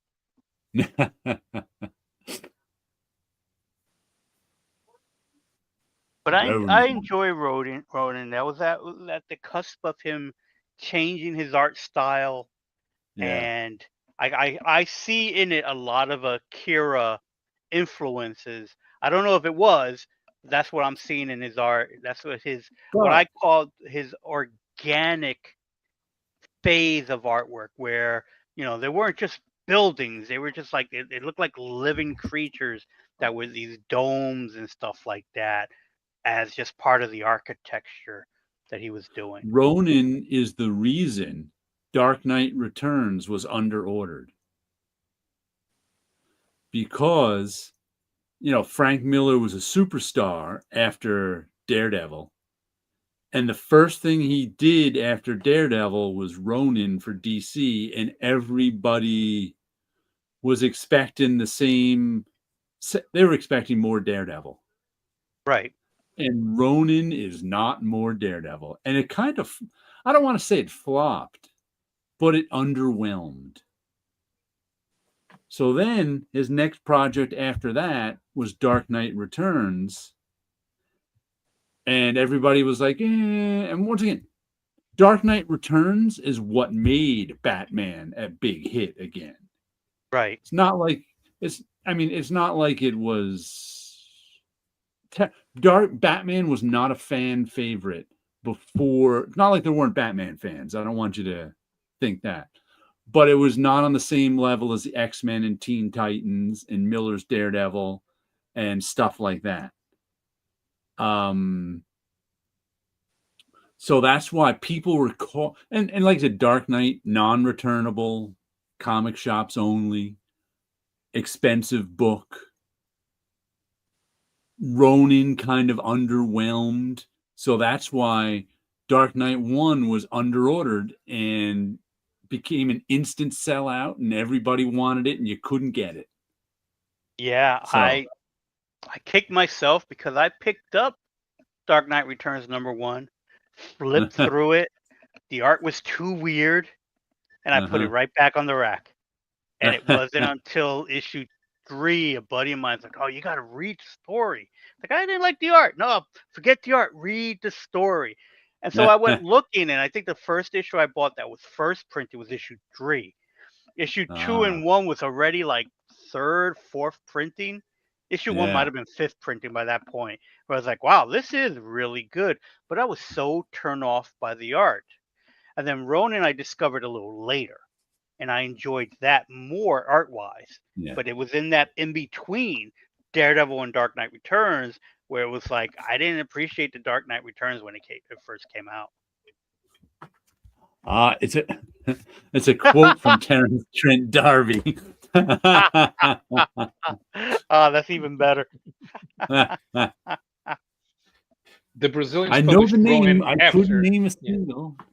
Yeah. What was that? The Brazilians published Ronin after Dark Knight Returns, which is a good thing because it was in the year that they decided to finally start selling comics to teenagers, because up to then they had been selling Marvel and DC as if it was for little kids.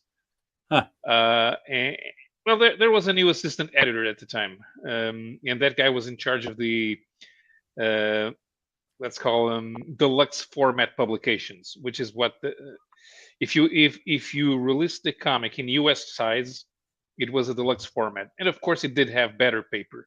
All of them had better paper, but even if they were prestige bound in the US, they would come out with magazine staples in Brazil, and but even then they were not very. They didn't like somebody upstairs did not like the covers to Dark Knight Returns because it didn't look like a comic book, so they repurposed art from the interior as the covers for the Brazilian editions. But after that, since they had the proof that deluxe format worked, they released Ronin as a 6-issue mini. I must admit, I was underwhelmed with Ronin at the time. I bought it. I liked it, but I was underwhelmed with it, especially since I read Frank Miller Daredevil from the moment he came on it. I had just started buying Daredevil regularly, like a few issues before Miller came on. And you could tell from the very beginning he was special. And it was the Hulk story. I forget what issue it was, 159.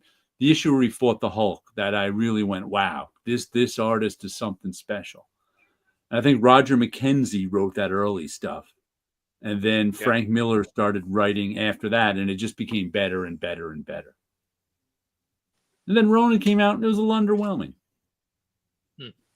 Ronin was supposed to have been published by Epic.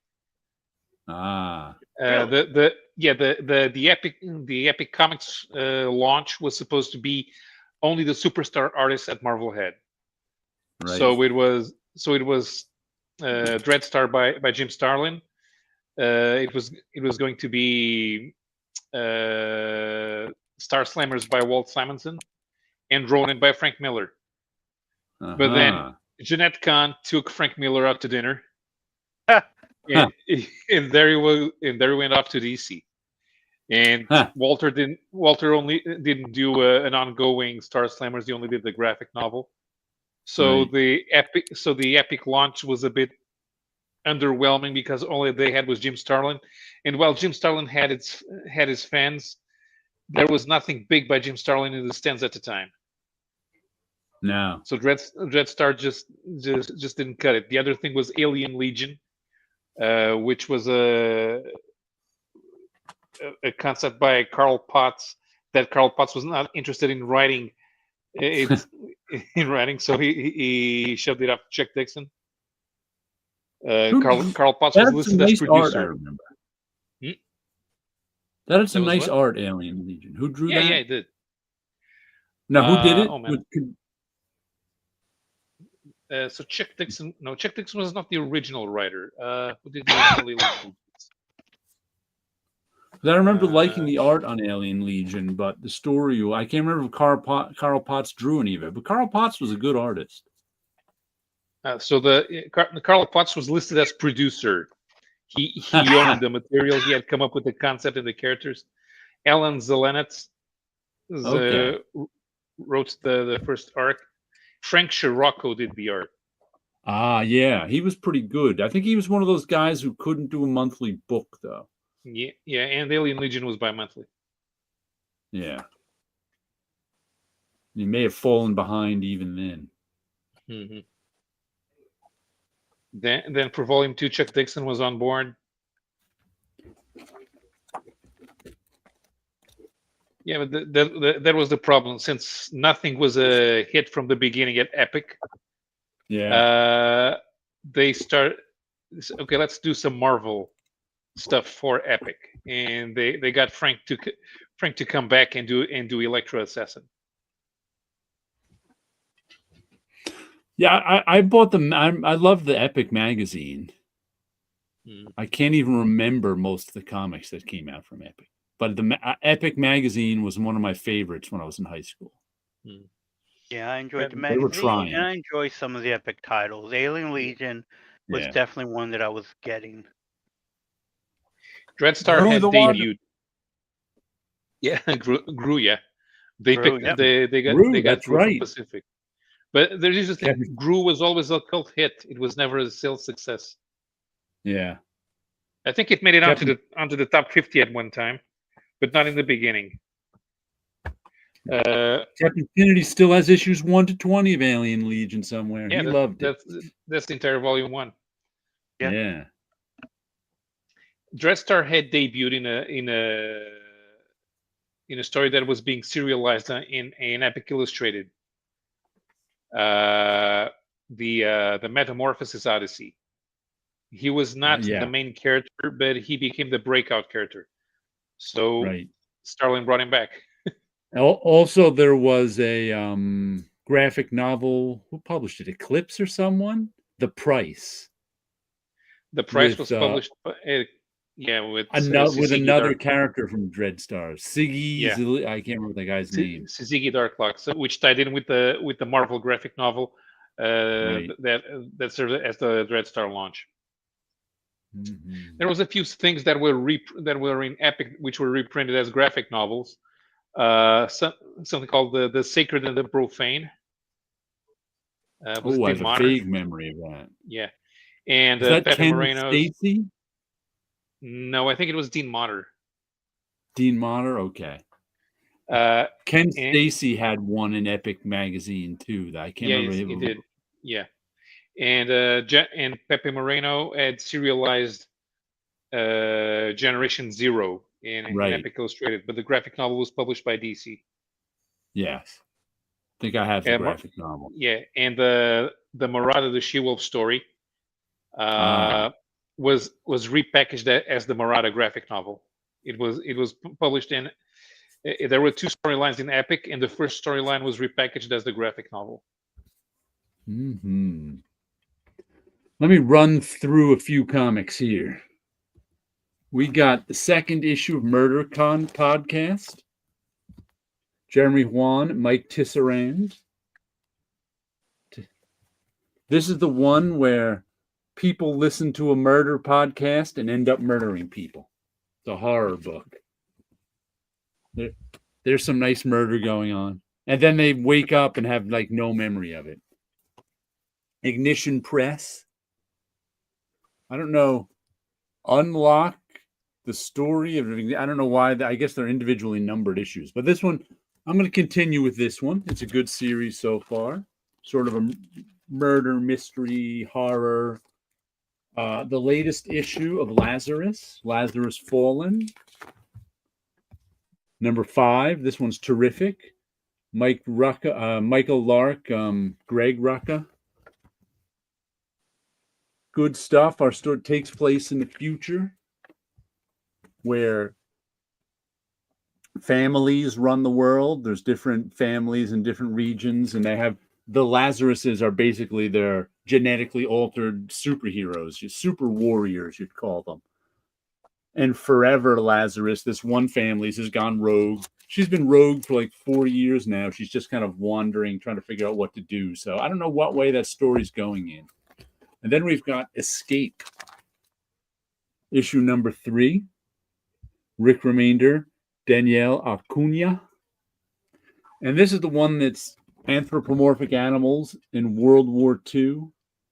This guy is a bomber pilot shot down in the equivalent of Nazi Germany. And this whole issue is a chase scene as the bat people are chasing him down, trying to kill him in the city that he bombed. This was first issue I really liked. Second issue was a flashback to the home front. It was kind of not as good. And this whole issue was a chase scene, really well done. Well, I might buy some more of this, I think. There's a quick 3 issues for you. So mine's are that were waiting for me. Although this I picked up off the rack. The Blue Falcon and Dynamite. Continuing the origin story. Looking mean. Yep. We have Amazing Spider-Man issue number 14. Jumping over the logo. Yep. It's pretty neat. We have Godzilla Dead Zone issue number 3. I'm enjoying the covers on all those. Yeah, they're a lot of fun. G.I. Joe issue number 12. Go Joe. Thundercats issue number 19. That guy's mean looking. Oh, yeah. And then we have Power Rangers Prime issue number 11.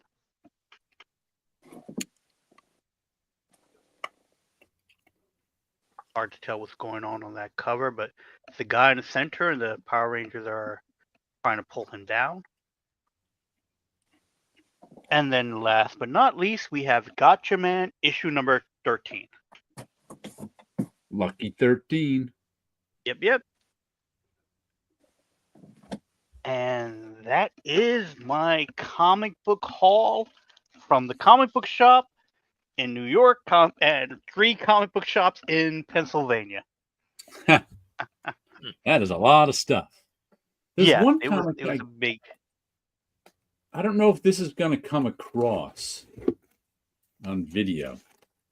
Here's a comic I bought, AWA, the Protopias collection. They've been doing a series of one-shots that are sort of they call them because the basic, well, here's the concept. Let's see. Welcome to the Protopias, the new science fiction anthology series from AWA and Future Fix Studios that explores the many possible futures that can come to pass as we try to make the right choices in imperfect realities. So they're tired of sort of post-apocalyptic stories. They don't want to write utopia stories where everything's perfect because where's the story?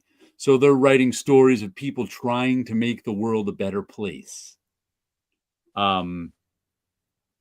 And Darren Aronofsky gives us a little beginning piece here. And the story itself, this one, I didn't even make it all the way through. 2 reasons.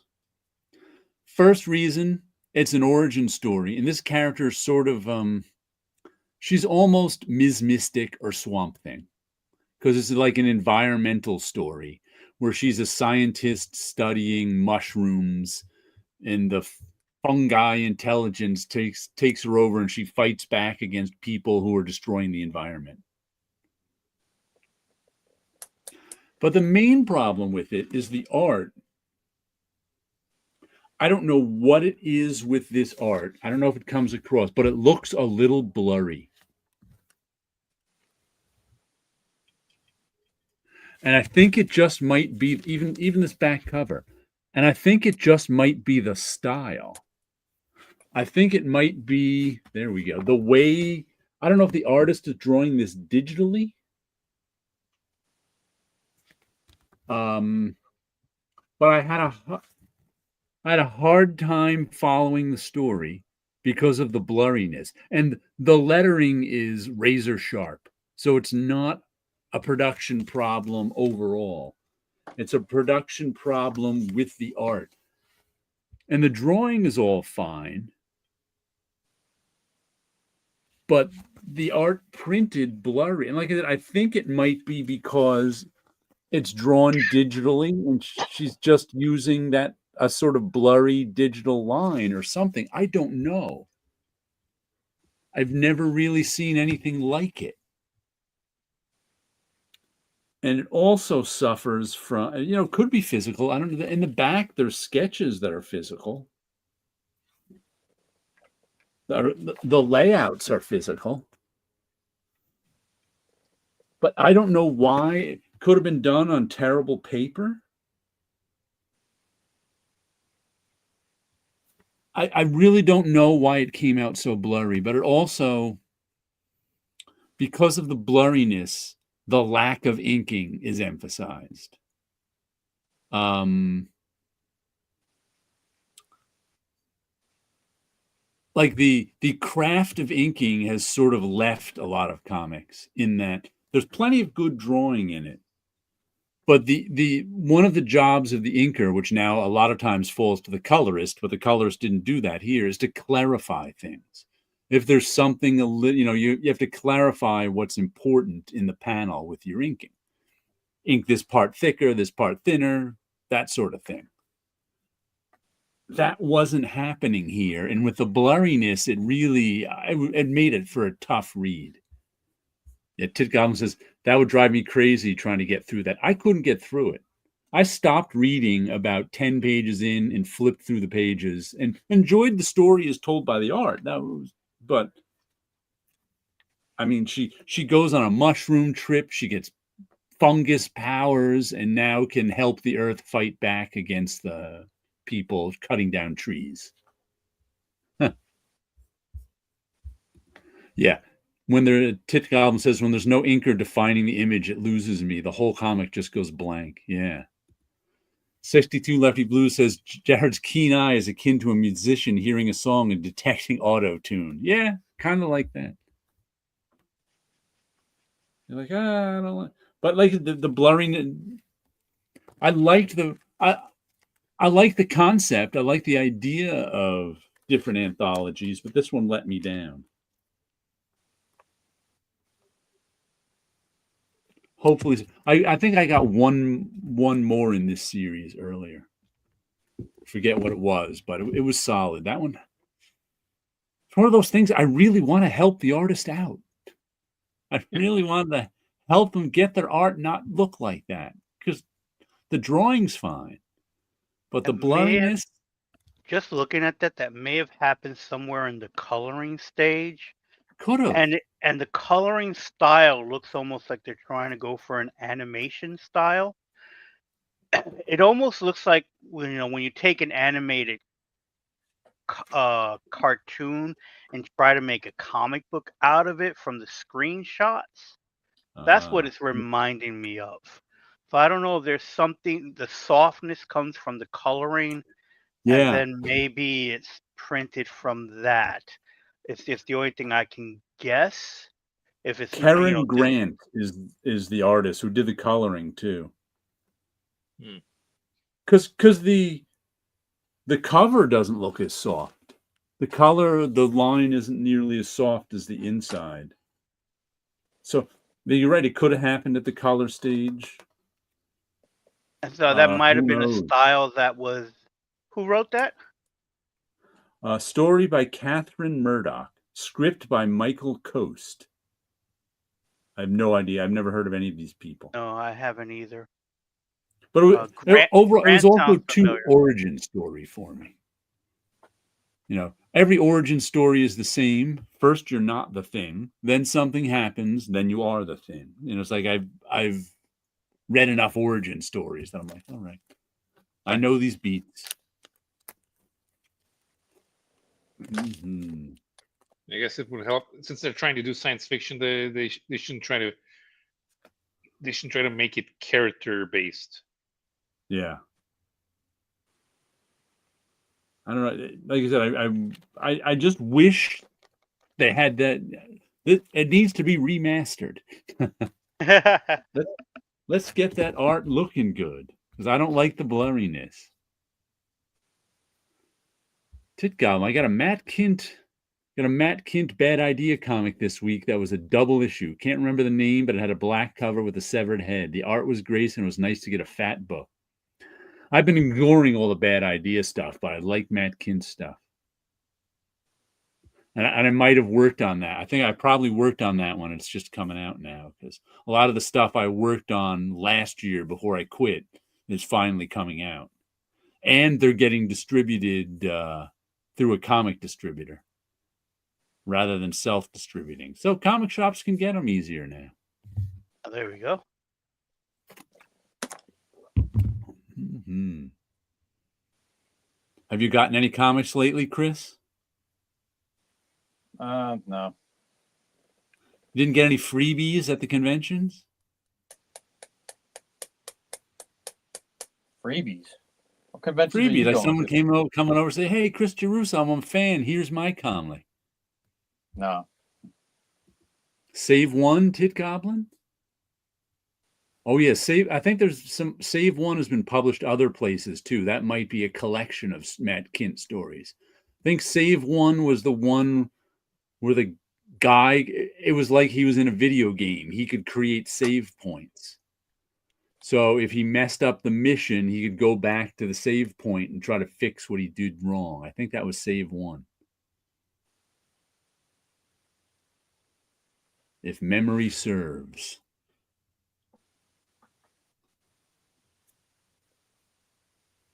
People don't give you free stuff at conventions, Chris?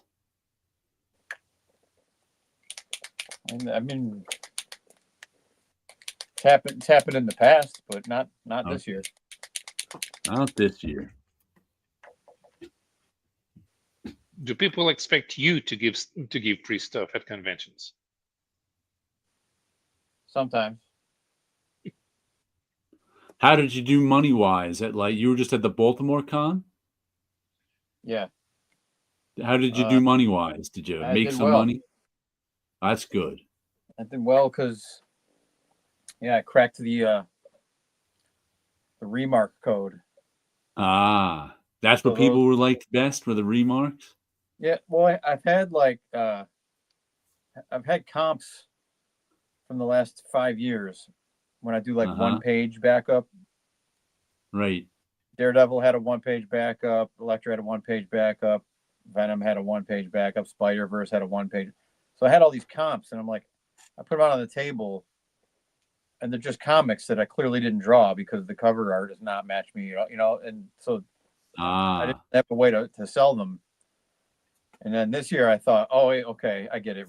Remarking, that's the thing. And I put remarks on the covers, and I just started selling them. Mostly so then it becomes yours. Yeah. What was that? Dealers Dealers were picking them up in like high volume. Ah, okay. One guy told me he was like I was selling them for like $5. Huh. He said he was flipping them for 40. Yeah. You were selling them too cheap. Like, I can't believe you told me that, but Yeah. No, but also no, you could undercut regular. it. Yeah, there's no regular person buying them from me. Right. You know, this guy's like, yeah, I got 40,000 people on my live stream, on my whatnot stream. Ah, I'm like, I'm struggling to get like 2,000 people on social media to follow me. right. So those 40,000 people on his whatnot, they'll never find me. No. Even if they like that comic or that remark. I think it doesn't occur to people to like, oh, let's look up this guy that did a thing. Because they're there buying comics. They No, don't. he's not with me. And they buy so he's comics. at the convention. He's at the convention streaming live to his audience of 40,000 people somewhere else. Oh, wow. So he's selling on whatnot right from the con. Yeah. Yeah, I mean, there's the FOMO, the people who are not at the con, they want to be a part of it. Mm-hmm. It's not too bad of an idea. The problem is that if you don't have a good connection, Yep,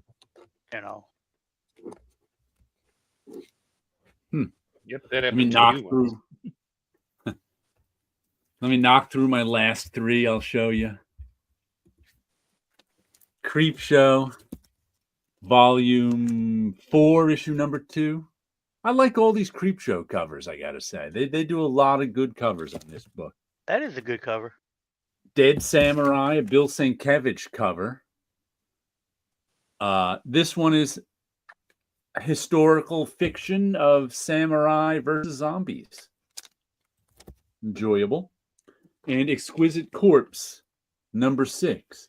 The indie book that all the mainstream comic fans are buying. This is every now and then there's like one comic that like superhero fans buy, and this seems to be the one right now. I've seen a lot on TikTok and YouTube or whatever that people are showing off all their Marvels and DCs and Exquisite Corpse.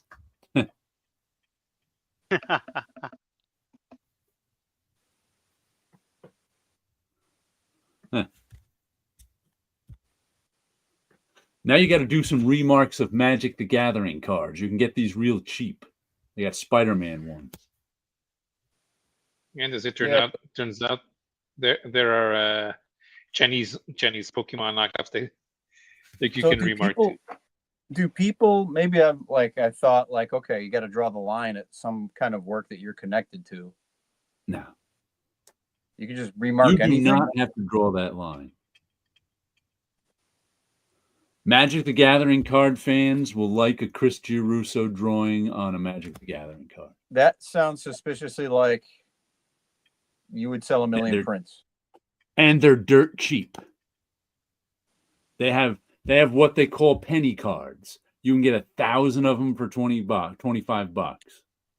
And I would argue. You're saying draw Spider-Man on that? Well, these are actually Spider-Man. You can draw whatever you want. Now, these are Spider-Man cards. Let me show you. This is the new set. Magic the Gathering now does licensed stuff.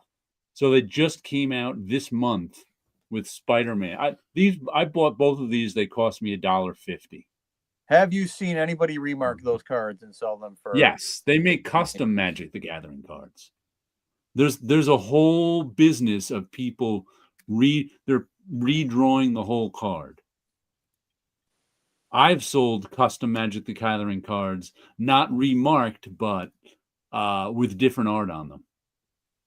And I would argue, since it is Spider-Man, a Marvel product, I think it would be okay for you to work on that. One I used to sell all the time when I was broke. It's different if you're drawing Spider-Man on one of the regular Magic cards, but I'm sure it was. Oh, you can draw Spider-Man on a regular Magic card. People wouldn't care. People like to buy custom art Magic cards. especially for $5. Like I used to sell on eBay back when I was broke. Used to get me my comic book money. There's one Magic the Gathering card called Counterspell. And what Counterspell does is whatever card the opponent is casting, Counterspell says, no, you can't cast that. I cast this, it blocks your spell. So I would take the Counterspell card, I would mask it out, I would get nail polish remover, remove the ink, put down some ground, and then print something new on it. And what I would print new, that famous panel of Batman slapping Robin and saying no, I would print that on a Counterspell card. And I would get $20 to $25 for that on eBay.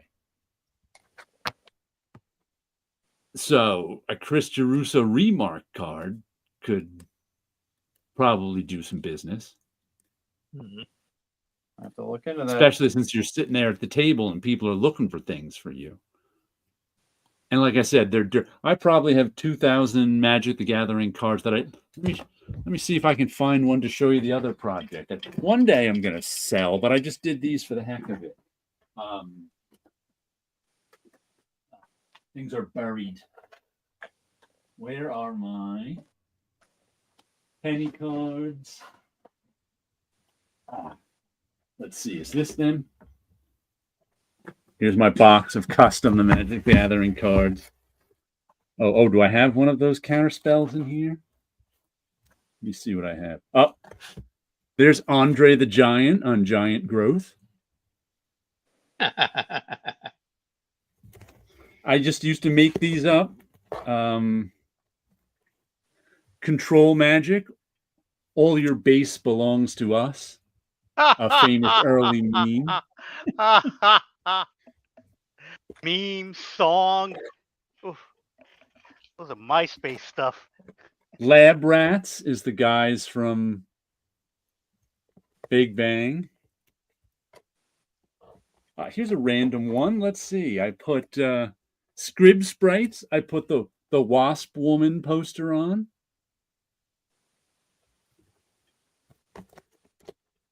Some people would like, some want. Here's another cancel. One does not simply cast a spell. Another meme one. Let's see what else. Meme ones are good ideas. I like that. Those are pretty cool. Jump with David Lee Roth.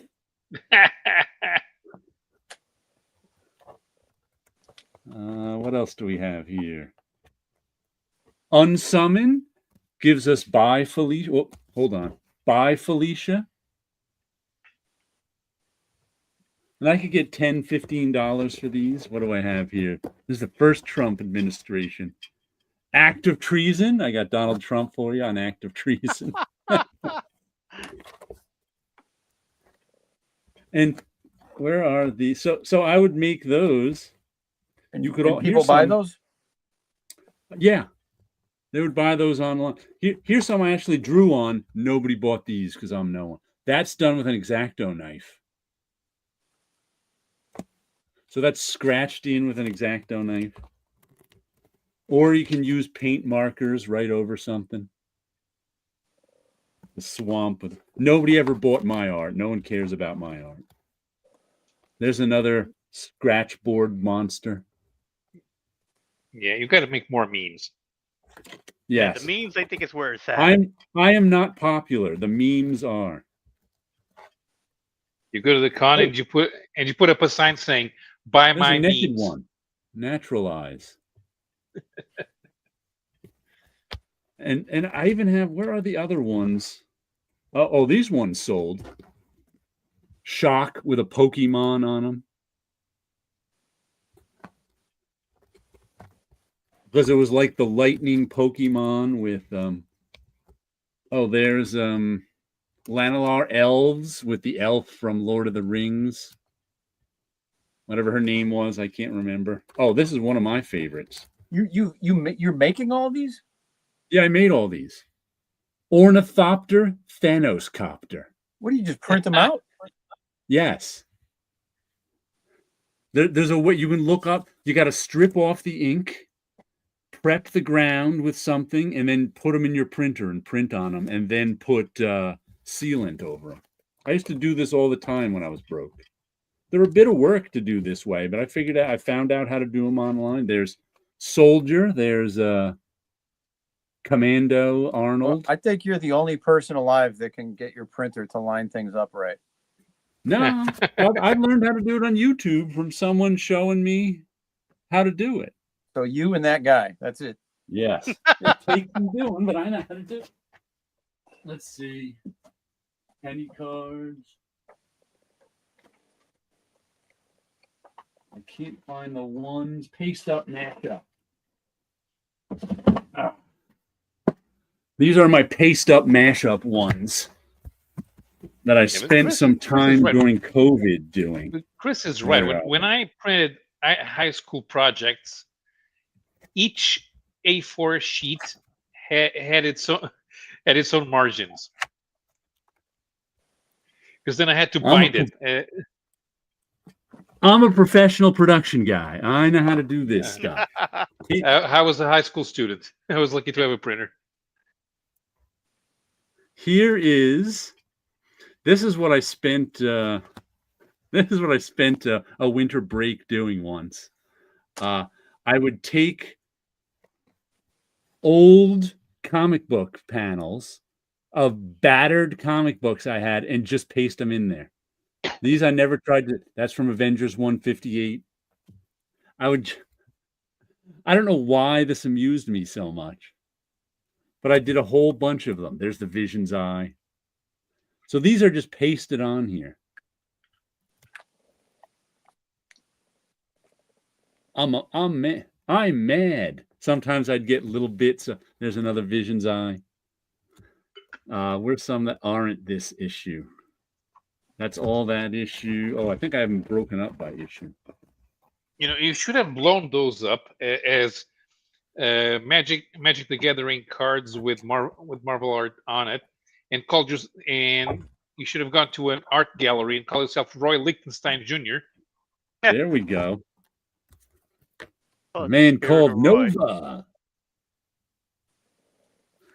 So these are I did this for like 100 and something cards. Where is there? There's Han Solo. And these didn't even matter to me what the card was. I was just having fun pasting them down. There's sometimes the ads would get pasted down. Shang-Chi. That's not a slaughter drum. There's R2-D2 and C-3PO.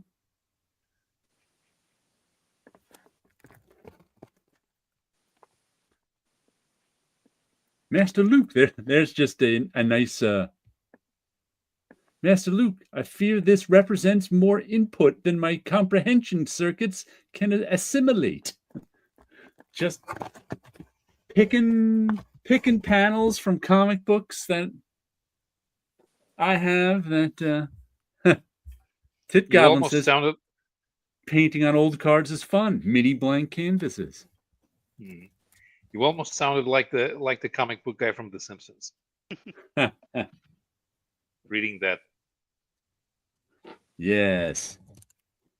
Hey, where did that I almost picked up my Spider-Man card and put it back in here. Some Hembeck.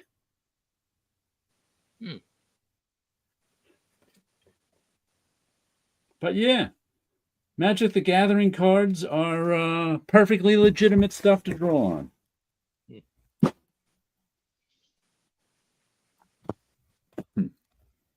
I consider because I was doing so many sketch cards, I considered drawing on other things. And for a while, I was thinking about drawing on Metro cards. Oh, yeah. And people collect Metro cards. And just before I did that, other people were actually starting to make art projects with Metro cards, and the MTA went after them. because it was like, oh, you can't use our stuff in your artwork. These are copyrighted logos, this and that, and it's like they're littering all the floors with these old Metro cards that aren't being reused anymore. So people were picking them up, drawing on them, and reselling them. See, that you can actually do. They can't come after you. They actually can't do anything about that because you're not copying any of their stuff.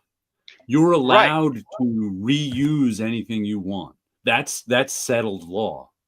Right. So what they Like, tried to do was bring down all yeah. these eBayers that were selling it, and they were saying, no, the cards, the only reason why these things sell is because our logo is on it.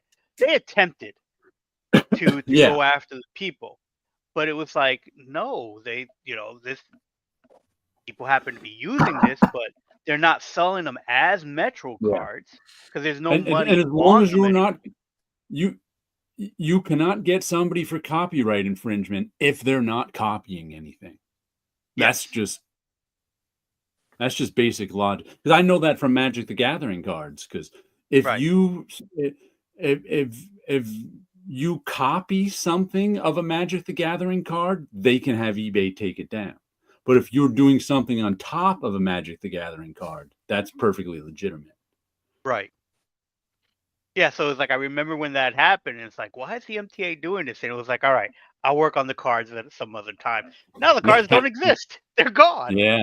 I have a handful of them, but again, it's one of those things. It's like, I still have some tokens from Yeah. back in the day, just because they were just a mainstream that you had to have them, and then eventually they're like, okay, this is done. So now it's the Omni card, and I don't even have the card. I just use everything from my phone. Look, Sleepy Reader comes in just as we're getting off. Hello, mighty comic book philosophers. Welcome, welcome. Welcome to the end of our show for the week. Well, you can be sued by anyone with more money than you. Oh, yeah. You can be sued, but sometimes you can't. If it's settled law, they won't accept the suit. But it's like I can't sue Disney for copyright infringement of my Mickey Mouse. No one will accept that. I don't know if a court will accept that case. I can try, but everybody's going to go, you don't own a Mickey Mouse. That won't even get to any kind of legal proceeding. No. Mm-hmm. As far as I know, What- I could be completely wrong. I'm not a lawyer. Well, whatever leading Don't take my advice. well, you've had the case of the air pirates, so Oh, yeah. Well, Disney will sue you for using their characters. That's a whole different beast. Oh, yeah. Yeah. And next week we'll be on Paulo's channel. Yes. Ooh, I am not going to Rumor be here has it. next week. What was that? I will not be here next week because I'll be teaching You have a class. Halloween party? No, I'm teaching a class on lettering. Ah. I'm guest speaking Okay. at School of Visual Arts. Rumor has it Paulo will be dressed like the Crypt Keeper. Ooh. The rumor is wrong.